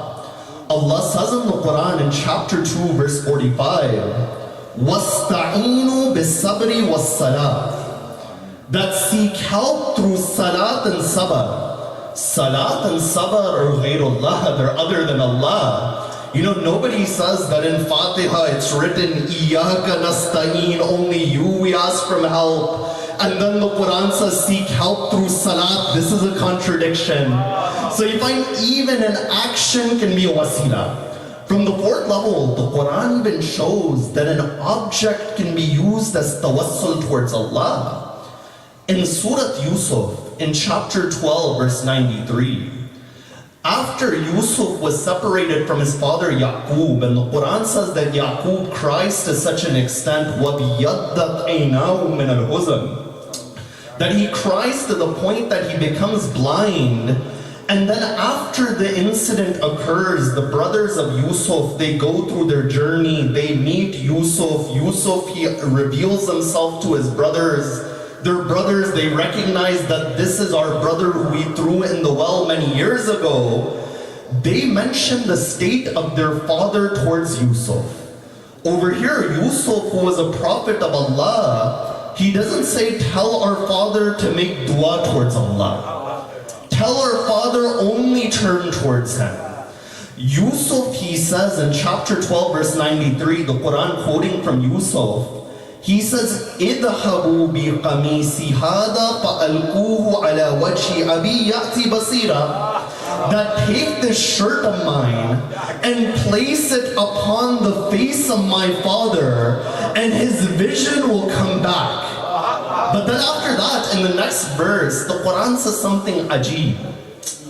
It says, وَلَمَّا فَصَلَتِ الْعِيرُ قَالَ أَبُوهُمْ إِنِّي لَأَجِدُ رِيحَ يُوسُفَ. The brothers of Yusuf, they're leaving from Egypt. Yaqub is in Canaan. As soon as they leave, the Quran says, as soon as the caravan leaves Egypt, Yaqub says that I smell the fragrance of Yusuf. Now there were some of the brothers of Yusuf who stayed behind with their father. I say that smell is a physical reality. Why is it that Yaqub smelled the fragrance of Yusuf's shirt, but those around Yaqub didn't smell it? It's because Yaqub had marifat of Yusuf. Now if somebody says that I go to the alam of Aba Fadl Abbas and I don't get benefit from there, it is not that there is anything wrong with the alam of Abbas, it is your marifat which is lacking.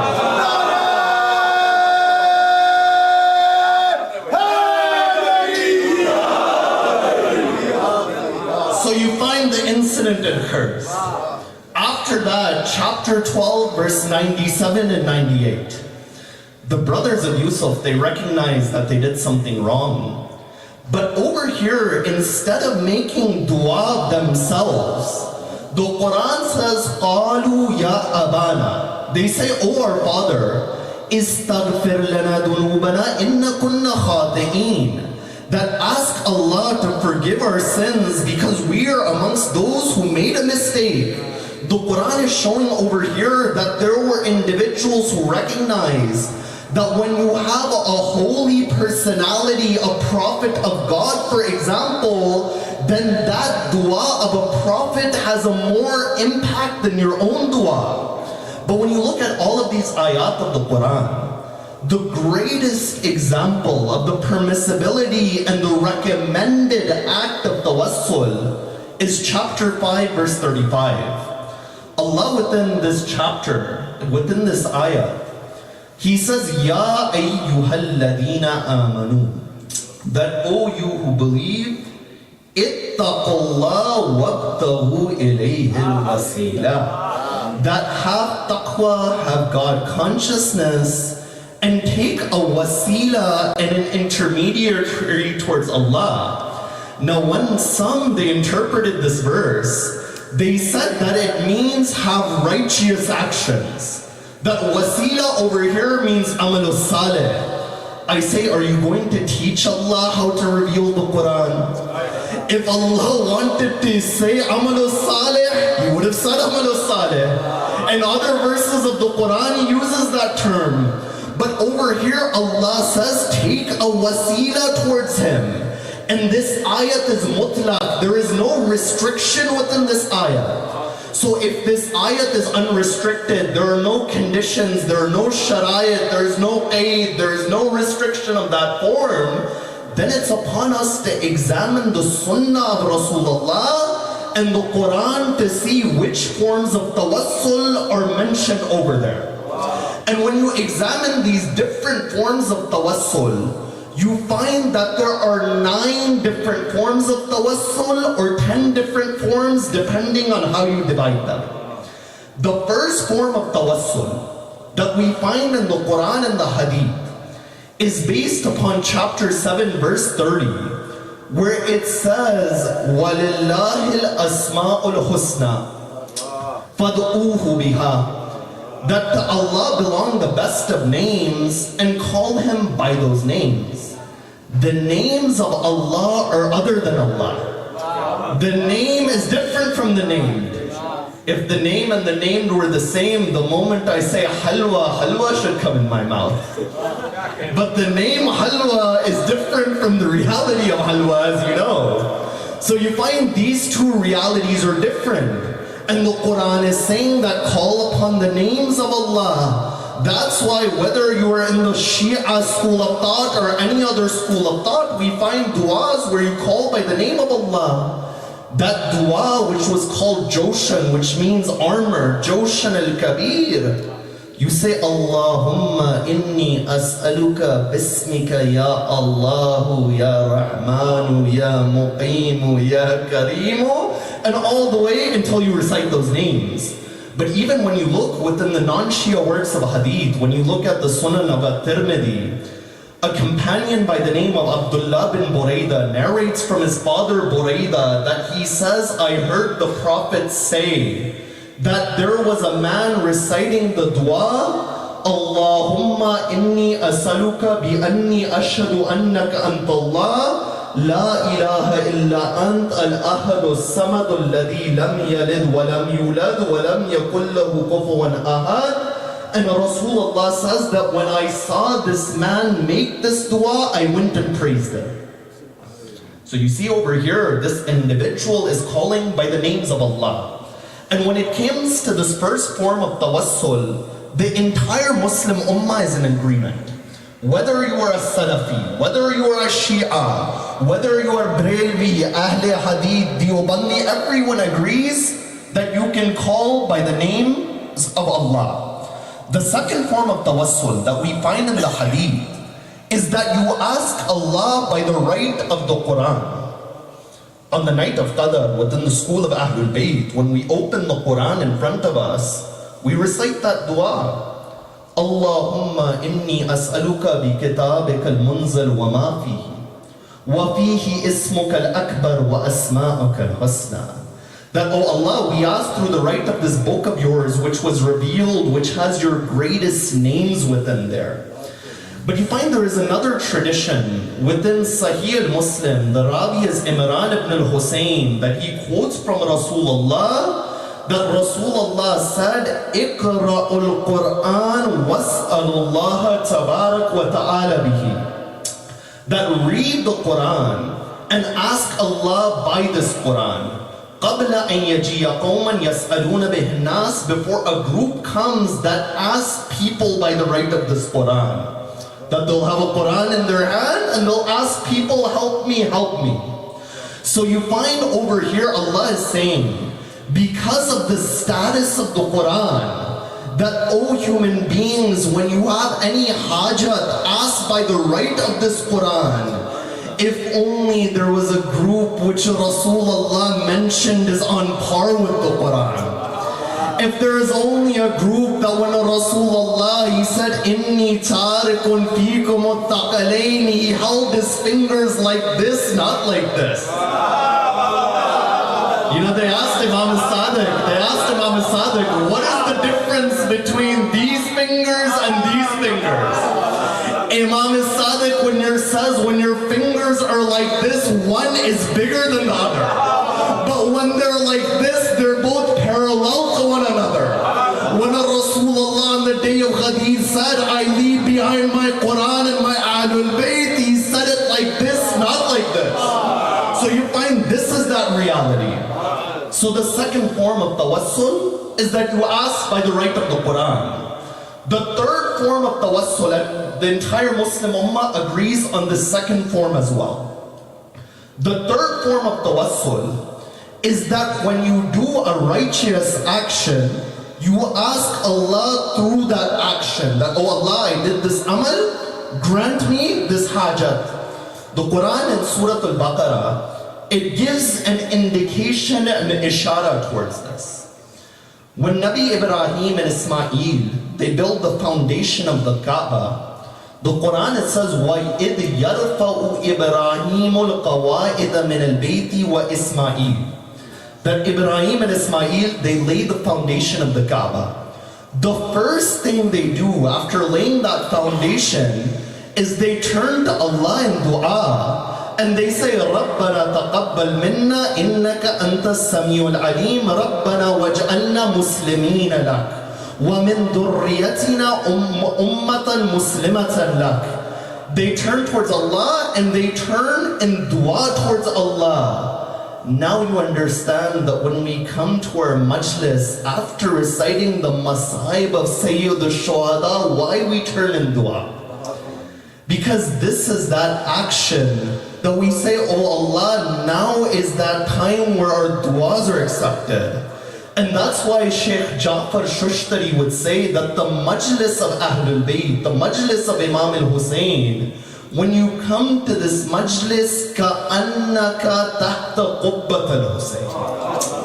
It's as if you were under the dome of Imam al-Hussein. And in the way du'as in the dome of Imam al-Hussein are accepted, at these majalis they are accepted. So you find after an action, you ask Allah through the right of an action. You know in Bukhari, which this tradition is in our works of hadith as well, there's a story about Ashabul Kahf. These individuals, after they were in the cave, there was a stone in front of them. And they tried to push that stone wouldn't move. One individual, he raises his hand and he says, oh Allah, before I would go to sleep, I would give milk towards my parents. One night, my parents went to sleep without me giving milk towards them. That entire night, I stood by the side of their bed, and when they woke up, I gave it towards them. One man says, oh Allah, I asked through the right of this action, the stone it moves. Another man says, oh Allah, I took a loan for a business. But as my business was growing, I lost track of what was the loan money and what was the money from my business. So when that person, he asked for his debts to be returned, I gave the entire business towards him out of ihtiyat and precaution. Oh Allah, I ask through the right of this action, and the stone begins to move.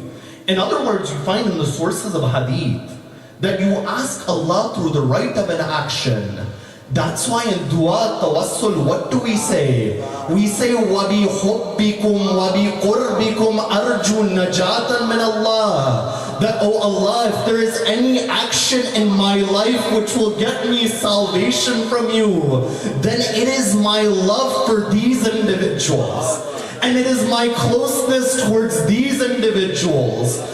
The more I drown myself in their muhabbat, the closer I become towards you. You see, there were individuals in history, they were so drowned in the love of Ahlul Bayt that no matter what happened, they stayed upon that love. You know, there was a man by the name of Aswad. He goes to Amir al-Mu'mineen and he says, Ya Ali tahirni fa inni saraktu. that, "Oh Ali, purify me because I've stolen." The Imam says, "Ask for forgiveness." He says, "No, I want to be purified." The Imam says it again, he says that the third time. The Imam cuts the fingers of that individual. After that, as he's leaving, a man by the name of Ibn al-Kabba, he says, "Oh man, who did this to you?" That moment that he was asked this question, Aswad, he begins to say, ليت الحجاز وكبش العراق ومصادم الأبطال في يوم النزال والمنتقم من الجهال شريف الأصل كريم الفضل صاحب الحرمين وارث المعشرين والد السبتين أفضل السابقين أفضل المؤمنين آخر المهاجرين المؤيد بجبرائيل المنصور بميكائيل حبل الله المتين المكسوس بجنود السماء أجمعين ذاق والله مولانا أمير المؤمنين على الرغم المنافق.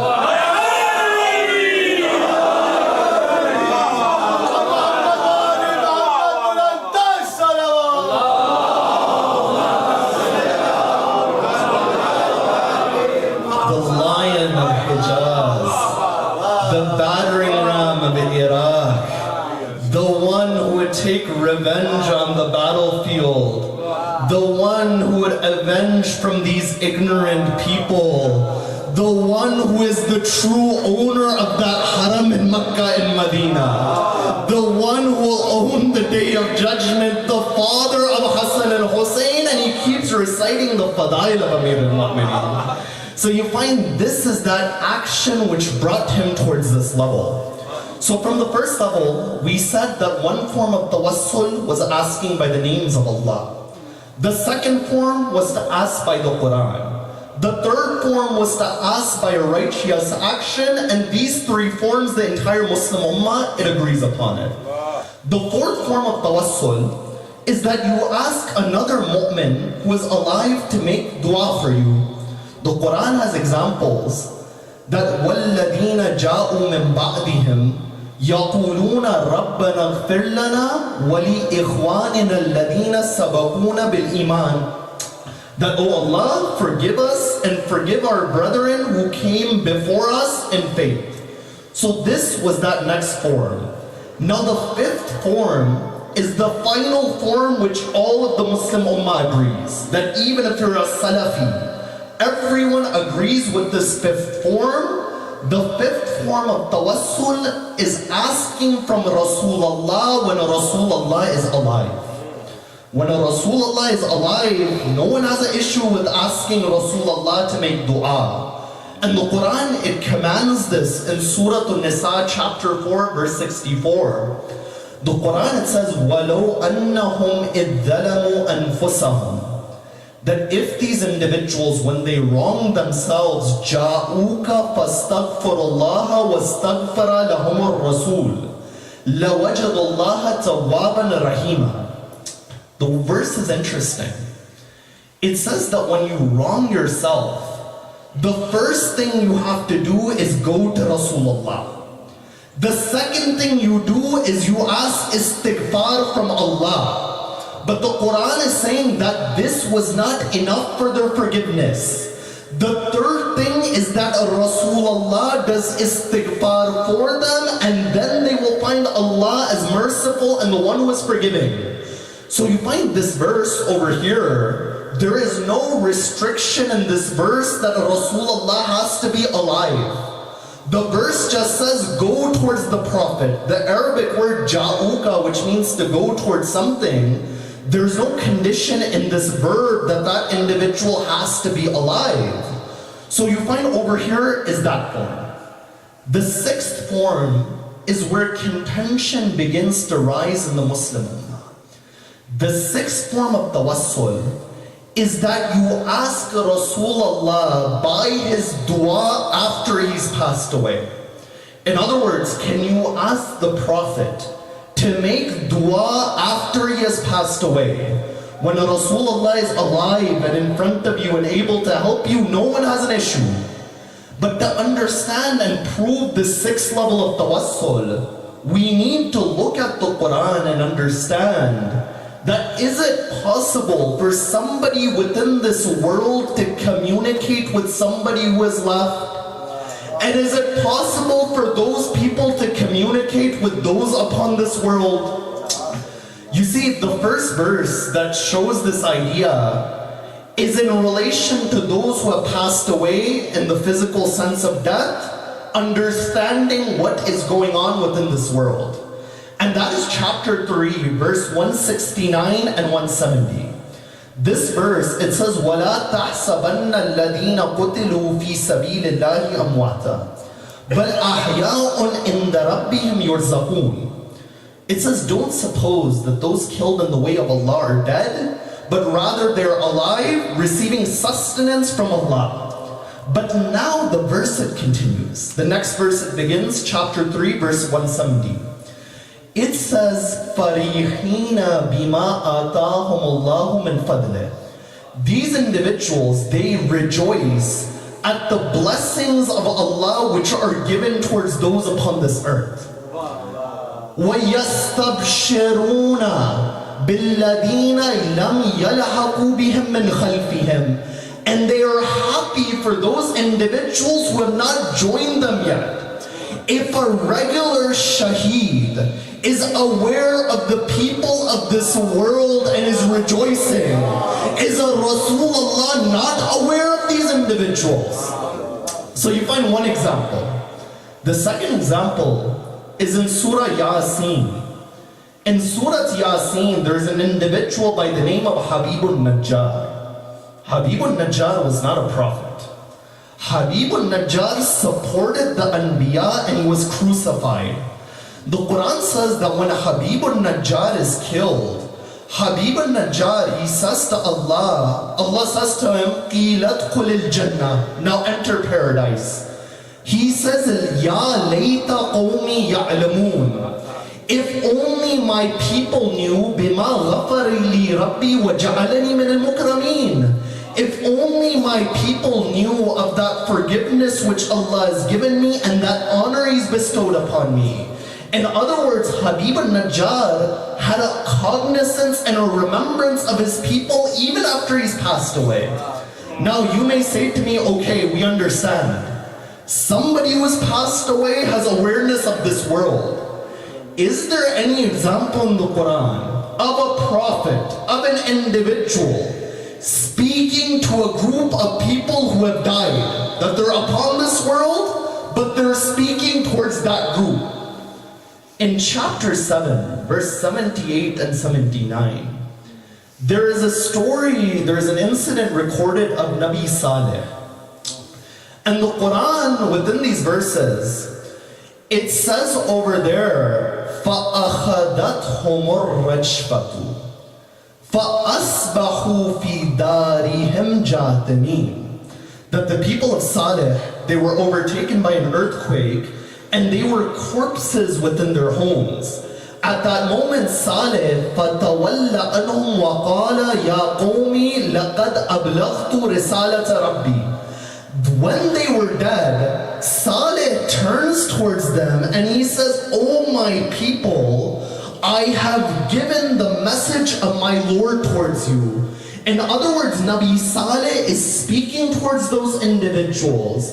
And even when you go into Sahih al-Bukhari and Kitab al-Janaiz, it's stated that Rasulullah is walking with Abdullah ibn Umar. And as Rasulullah is walking with Abdullah ibn Umar, he's walking past the graves of the Shahadat of Badr and speaking towards them. Abdullah bin Umar says, "Ya Rasulullah, these people are dead, they can't hear." Rasulullah says, "Hum asma'a minka," they hear more than you, O individual.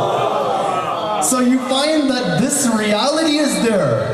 Even in the same section, Kitab al-Janaiz, it is stated that after the death of Rasulullah, Abu Bakr goes to the grave of Rasulullah. That number one, Abu Bakr goes to the grave of Rasulullah. And number two, when he goes to the grave of Rasulullah, he says, La yajma Allahu lakal mawtatayni. That, O Prophet, may you not die 2 times. In other words, from the earliest sources of Islamic history and the most revered figures from other schools of thought, we have examples of people going towards the grave of Rasulullah and acknowledging that there is a life after this worldly life for the Prophet of God that continues over here. So you find this is that next example of Tawasul. After that, the 7th form of Tawasul is not that you are asking Rasulullah to make dua. You are saying, Oh Allah, I ask through the right of the Prophet Muhammad. That is there any example in the hadith where you find an individual ask through the right of the Prophet Muhammad? In the Sunan of Ibn Majah, you find the Rabi is Uthman ibn Hunayf. Uthman ibn Hunayf says that a blind man went to Rasulullah. And when this blind man went to the Prophet of God, Rasulullah said to him, O man, recite this dua after reciting 2 units of prayer. And that dua is that dua where you say, Allahumma inni as'aluka bi nabiyyika nabiyyir rahmah. That, oh Allah, I ask you through the right of your Prophet, the Prophet of mercy. Then after that say, Ya Muhammad, inni atawajjahu bika ila rabbi fi hajati lituqda fashaffi'hu. That, O Prophet, I turn towards my Lord via you and grant my hajat, O Rasulullah. So you find in this next form, we ask through the right of the Prophet. And the final form of Tawassul is when we ask through the righteous individuals. You see, it is not just limited that we can only ask through Rasulullah. You know, there's an individual in Pakistan who is an engineer. But he speaks on topics outside of engineering where there's no expertise.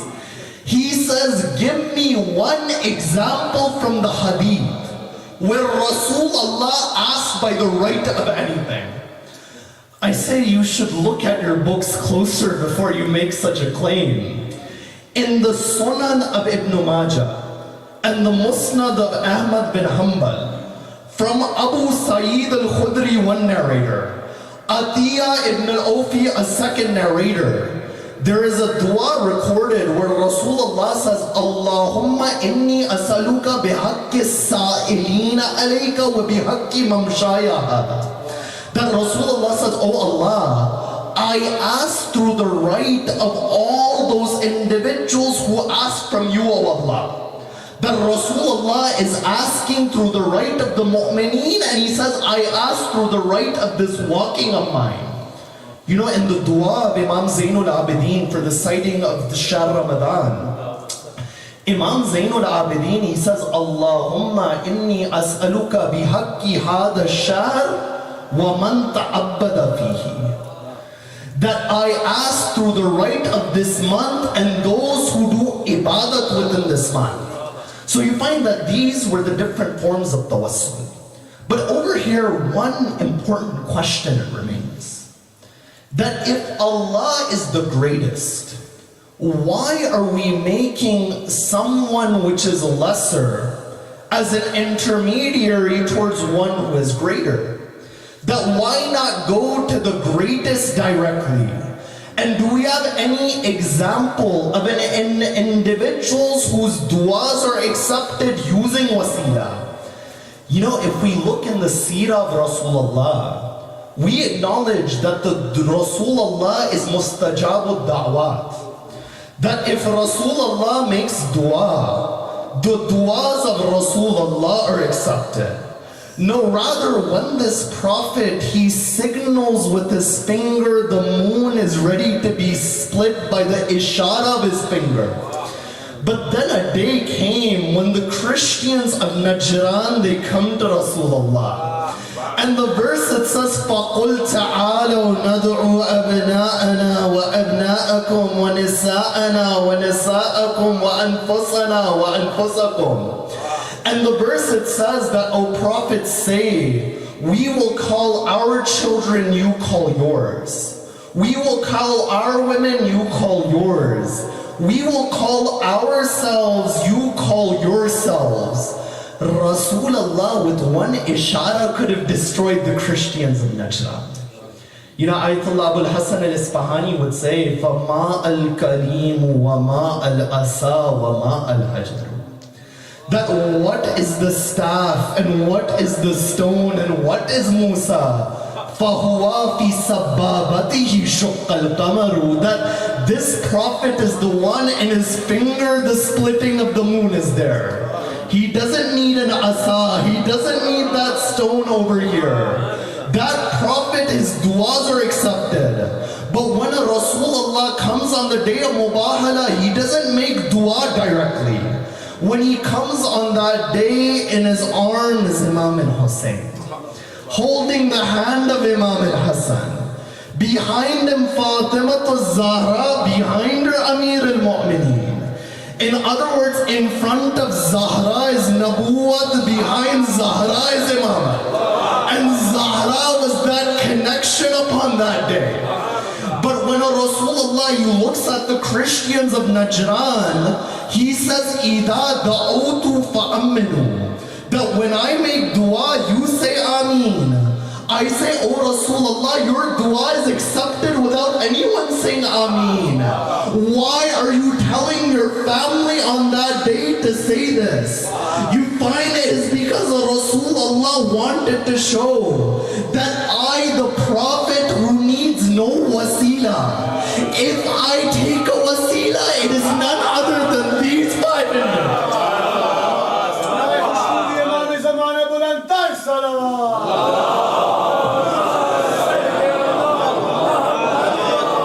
Showing them the maqam of Ahlul Bayt. That's why we don't make anyone a wasila. We make those a wasila whom the Quran praises, not those whom the Quran it condemns. That those individuals, when Rasulullah would recite Salatul Jum'ah wa tarakuka qa'im, that they would leave the Prophet standing.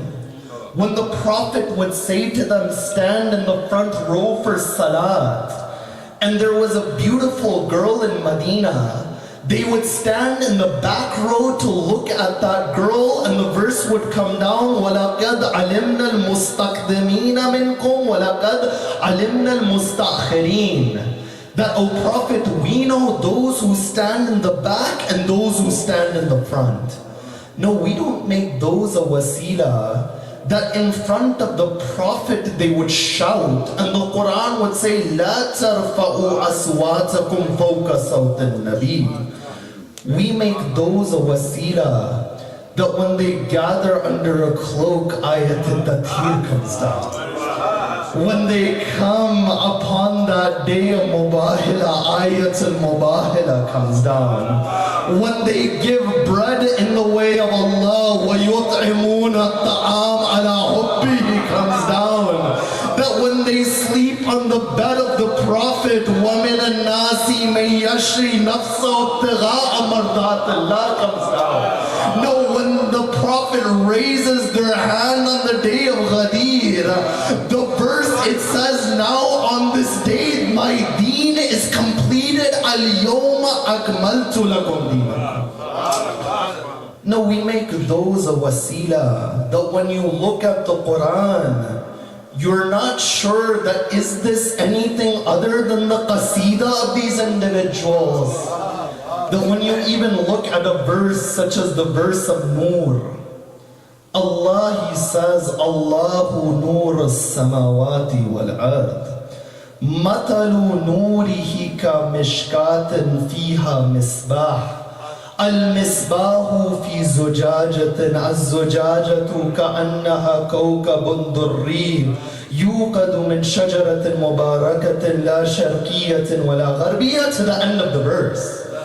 You know, when you look at this verse, Allah is saying, and this is the final point before we come towards Musibah, and there's a fine link between this verse and Janab-e-Zahra, that the Lady of Noor and Light has a fine link with the ayat of Noor and Light. This verse, it says, Allahu nuru samawati wal ard. That Allah is the light of the heavens and the earth. And the example of His light is like a niche within the wall. You see, over here what we understand is that Allah is something else. And His light is something else. Laysa kamithlihi shay. There is nothing like Allah. And what this verse says is that His light is like a niche in the wall. You know, in the olden days, when you would have a lamp, you would find that they would have a carved area in the wall where they would put that lamp in there. And that carved area, it would be a secure area. And you would call that in Arabic a mishkat. You know, when we look at the hadith of Ahlul Bayt, they would say that this noor over here is hidayah and guidance. And Allah, He says, this hidayah, we placed it in a niche, in a mishkat. In other words, we placed it in a secure place. When you go to the traditions of Ahlul Bayt, they say that securest place for that guidance and that hidayah was the qalb and the heart of Rasulullah. That niche where the light of guidance, that mishkat is the heart of Rasulullah. But now after that it says fiha misbah. In that niche you place a lamp which gives light. You know, that lamp has to be compatible with the niche. If the lamp is too big, the niche is too small, it's not going to fit. There has to be compatibility. If light is hidayah and guidance, that niche is the heart of Rasulullah. The hadith also says that lamp is Fatima Zehra. In the way the lamp and the niche are compatible, Rasulullah said, Fatima bad'atun minni. That Fatima is a part of me. Now you have a lamp inside the niche.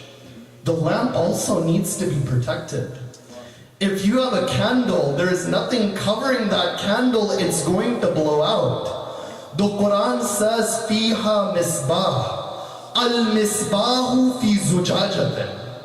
This lamp is covered by a glass. And the hadith mentioned this glass is none other than Ali bin Abi Talib. That in the way Fatima is that lamp of guidance, Ali is the protector of Fatima. Then after that, when it describes the lamp and the glass, it says كَأَنَّهَا كَوْكَبٌ دُرِّي. It's like a twinkling star. You know, that twinkling effect cannot happen unless you have the fire and the glass. Fire, when it goes to the glass and the light begins to refract, you find then you begin to see it twinkle. In other words, through Amir al-Mu'mineen, the fadail of Zahra begin to be seen, and through Zahra, the fadail of Ali. That's why Rasulullah said, if it wasn't for Ali, there would be no kuf for Fatima. He didn't say if it wasn't for Fatima, there would be no kuf for Ali. So you find that is what the next portion is. Then it says, يُوقَدُ مِنْ شَجَرَةٍ مُبَارَكَةٍ زَيْتُونَةٍ. When you have this lamp in the wall, it's covered by a glass. This lamp has to be lit from something. The most pure oil that we know upon this earth is olive. Over here, Allah is saying the source of this lamp is a very pure source. In other words, everything which comes from this lamp, it comes from hidayah.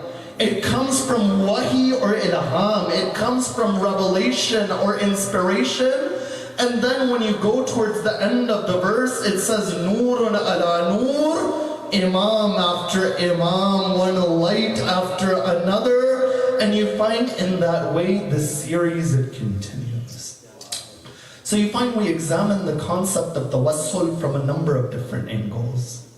But one of the philosophies of Tawasul is that when you take these personalities as an intermediary, you build an emotional connection with these individuals. Because this deen is not just rationale. Rasulullah didn't say that I ask for nothing except to understand my family. He didn't say I ask for nothing except to know them. Yes, ma'rifah is related to love. But if he said anything, he said I ask for nothing except love for my family. But despite asking for love for his progeny, you find one after another difficulty after difficulty. The Janab-e-Zahra, she would go to the grave of Rasulullah. And as she sits by the grave of her father, she says, Subbat alayya masa'ibun, law annaha subbat ala al-ayyami sirna layaliha. That, oh Father, that musibah befell me. That if that musibah went on the brightest of days, they would turn into the darkest of nights. You know, Ahlul Bayt never forgot the masaib of Janab-e-Zahra. There's a khutbah of Imam Ali in Nahjul Balagha where he speaks about the musibah of Fatima Zahra. And you know what the Imam says? He says, Amma huzni fasarmatu. When it comes to sorrow, the sorrow Ali knows no end anymore.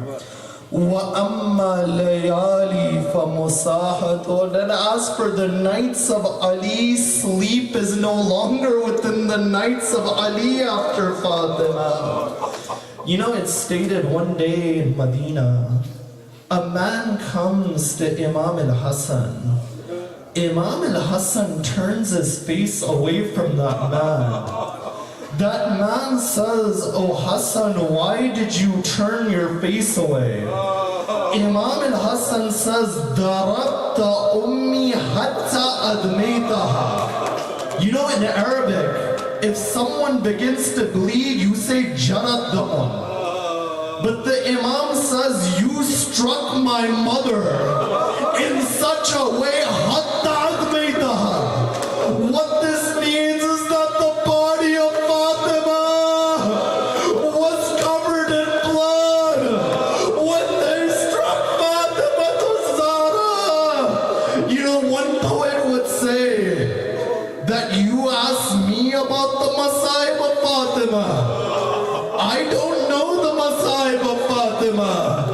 If you want to ask the Masaib of Fatima, ask that nail which went into the rib of Fatima. After the death of Rasulullah, Janab-e-Zahra would cry in Medina. They would say, Ya Ali, tell Fatima either in the day or in the night.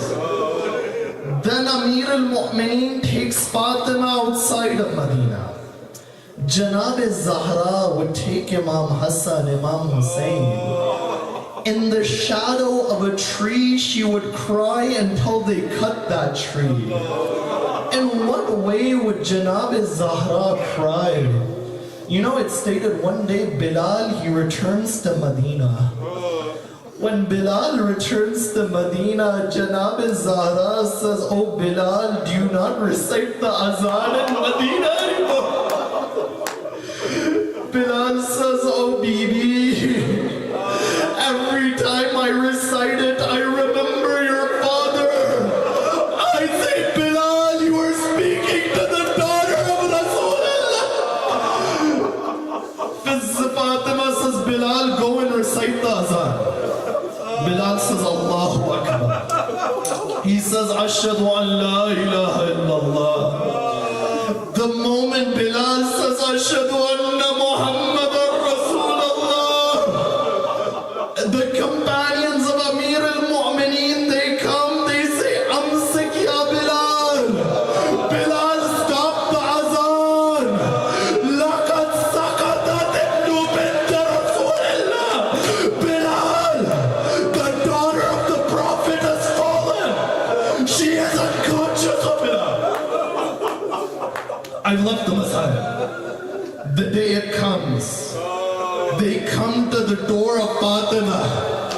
Janab-e-Zahra says, do you not know that this is not house for us? Do you not know this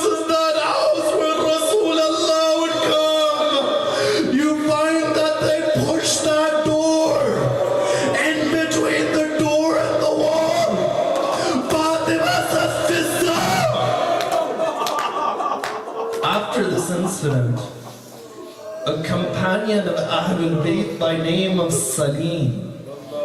He says, "Oh Salman, is it true that they pushed the door on Fatima?" Salman, he begins to cry. He says, "Salim, not only is this true, but there was a nail within that door. That nail went into the rib of Fatima." Ayatollah Wahid Khurasani would say, imagine if you have a broken finger. For 95 days you live with a broken finger. But I say with ihtaram Sheikhna, there's a difference between a rib and a finger. If you hold that finger still, the pain, it goes away. But the rib is that bone when it breaks. Every movement, an individual. After that, the nights of Wasiya Dili. Janab Zahra says, "Oh Ali, look after Hussein." She says, "Ya Ali, dafinni bil-layl. Ya Ali, kafinni bil-layl. Ya Ali, salli alayya bil-layl." Ali, bury me at night, oh Ali. But after that, she says, "Oh Ali, do my ghusl at night." You know, it makes sense to be buried at night. She didn't want certain people to come to her janazah. But Imam Ali was going to do the ghusl of Janab Zahra. Why is she saying only do it at night, don't do it in the daytime? When Amir al-Mu'mineen was giving ghusl to Janab Zahra, Amir al-Mu'mineen falls on the ground. Umayman says, "Ali, what's happened?" Amir al-Mu'mineen says, "Oh Umayman, Fatima didn't tell me, Umayman. Fatima didn't tell me, Umayman." The hand of Amir al-Mu'mineen went across the broken rib of Zahra.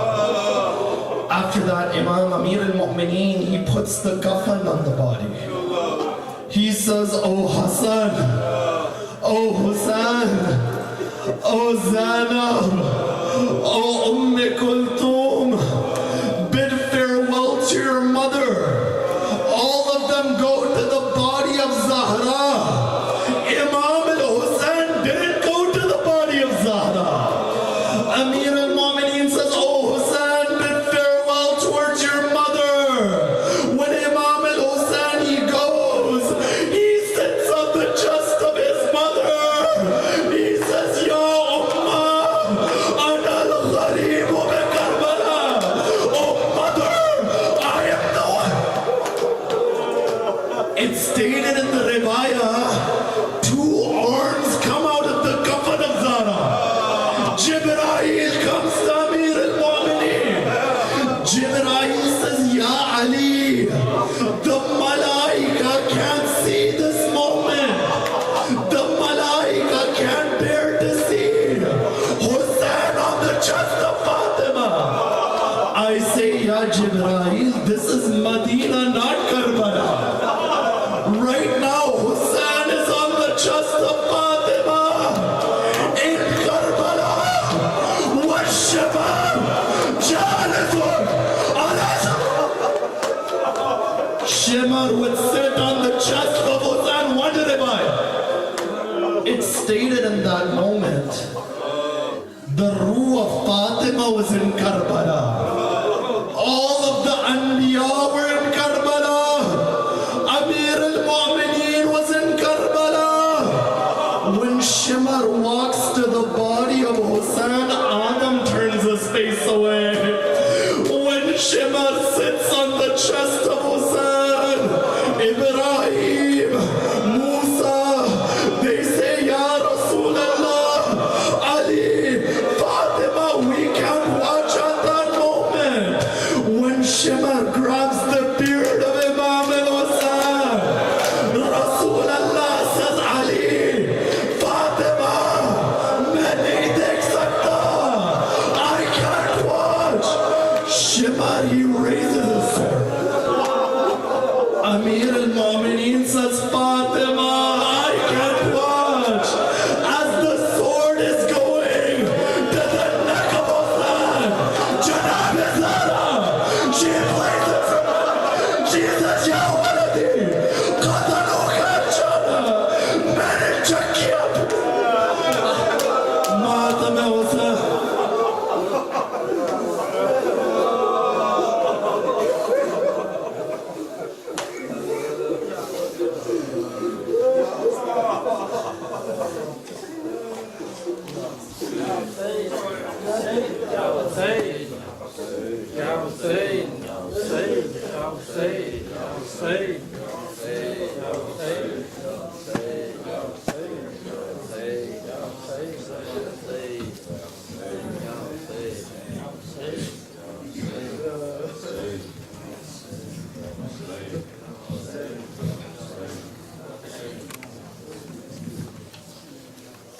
کونو مقام برپا ماتم ہے فاطمہ کا کونو مقام برپا ماتم ہے فاطمہ کا کونو مقام برپا ماتم ہے فاطمہ کا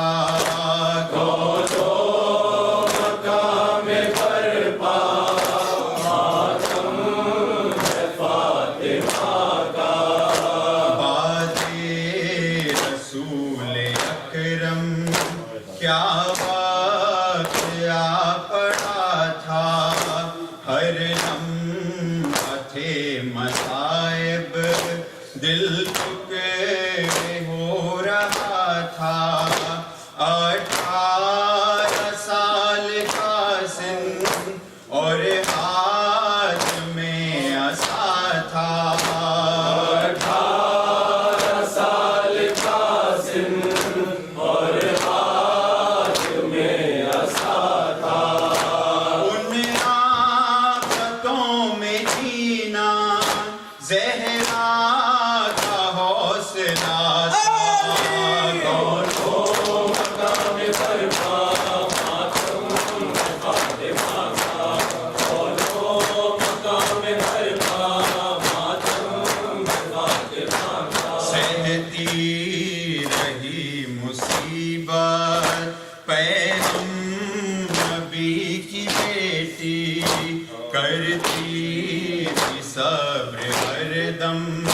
مظلوم شاہدادی پہلو شکستہ بیوی خود پیستی تھی چکی پہلو شکستہ بیوی خود پیستی تھی چکی دنیا سے جا رہی ہے خدمات مصطفیٰ کی مقام برپا ماتم فاطمہ کا مقام برپا ماتم فاطمہ کا ہے زمانہ کیسی بے کسی ہے مولا دو جہاں پر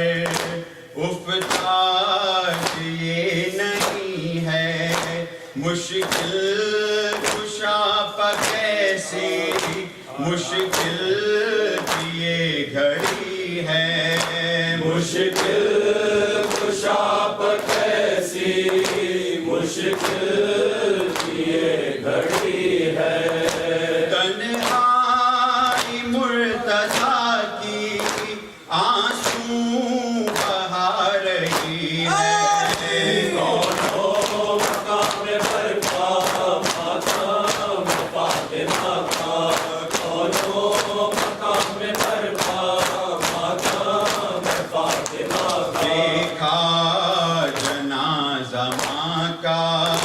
روئے حسین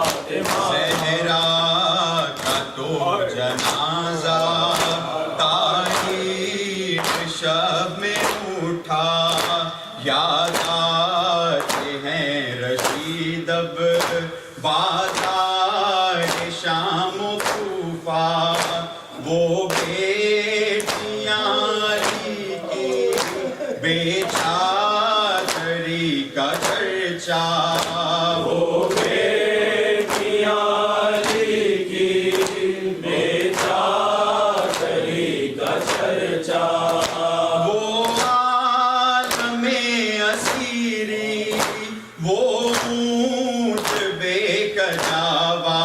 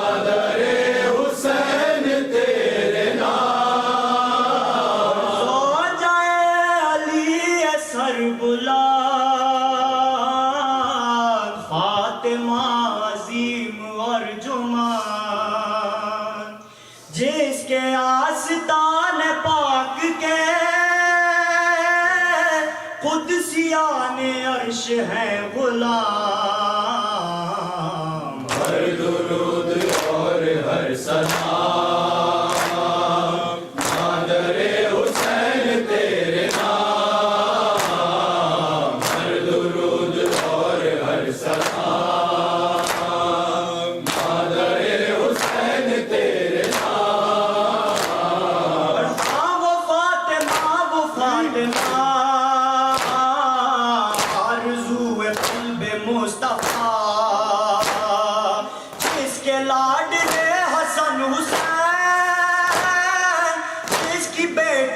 فلک مقام ہر درود اور ہر سلام مادر حسین تیرے نام ہر درود اور ہر سلام مادر حسین تیرے نام کٹ رہا تھا کرتے شاہدی چل رہا تھا خنجرے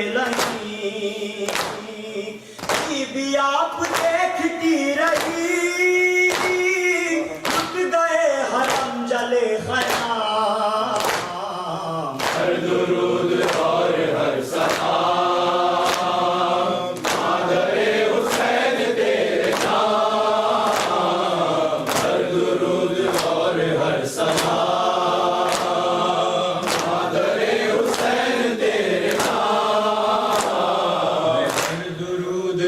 اور ہر سلام ظاہر حسین تیرے نام ہر درود اور ہر سلام ظاہر حسین تیرے نام ثانی جناب سیدہ اللہ اللہ تیرا حوصلہ خوب کی حفاظت حرام بعد قتل سید انام ہر درود اور ہر سلام ظاہر حسین تیرے نام ہر درود اور ہر سلام ظاہر حسین تیرے نام بی بی غم اٹھائے ہیں بہت دل پہ داغ کھائے ہیں بہت تجھ پہ اے حسین کی بہن ہو گئی مصیبتیں تمام ہر درود اور ہر سلام ظاہر حسین تیرے نام ہر درود اور ہر سلام ظاہر حسین تیرے نام اور کربلا میں اپنے دل ربا کر دیے حسین پر فدا خان اور محمد جلی ہو گئے شہید تشنگا ہر درود اور ہر سلام ظاہر حسین تیرے نام ہر درود اور ہر سلام ظاہر حسین تیرے نام ہر درود اور ہر سلام دختر حسین تیرے نام ہر درود اور ہر سلام دختر حسین تیرے نام شمر کبریا کا واسطہ تجھ کو مصطفیٰ کا واسطہ انتشاہ کے گوہر نچی مبتلائے فقہ تشنگا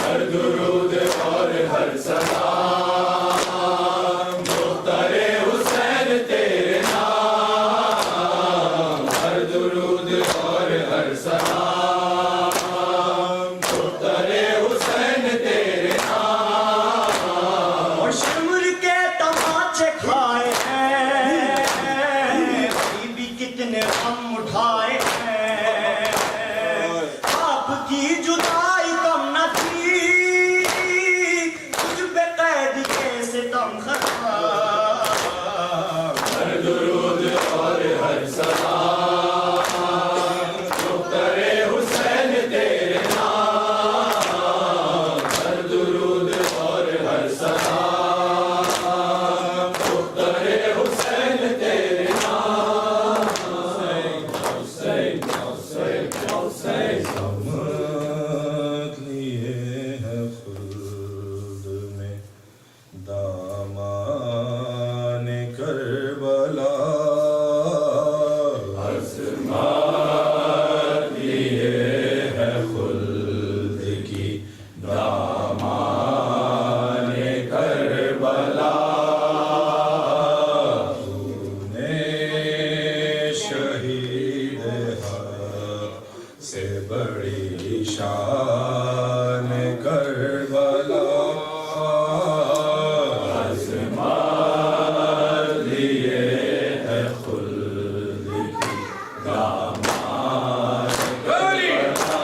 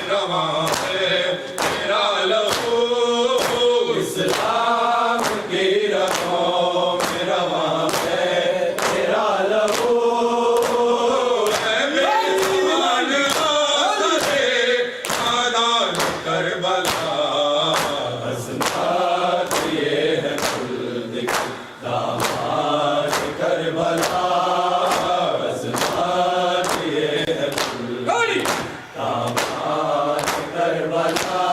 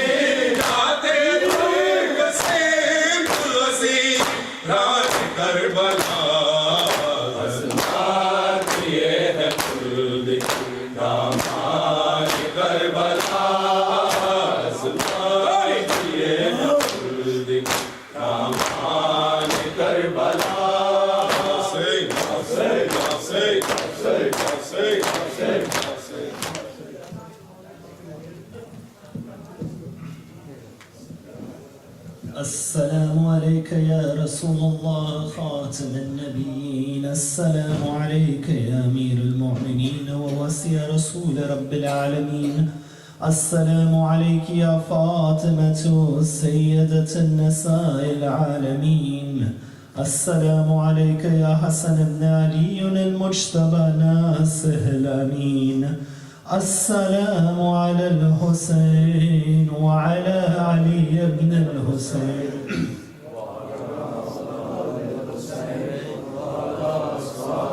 السلام عليكم يا قصة المعصومين من ذرية الحسين. السلام عليكم ورحمة الله وبركاته. السلام عليك يا غريب الغرباء. السلام عليك يا معين الضعفاء والفقراء. السلام عليكم ورحمة الله وبركاته. السلام عليك يا مولاي يا صاحب الزمان. السلام عليك يا شريك القرآن وكعبة الإيمان. أجل الله تعالى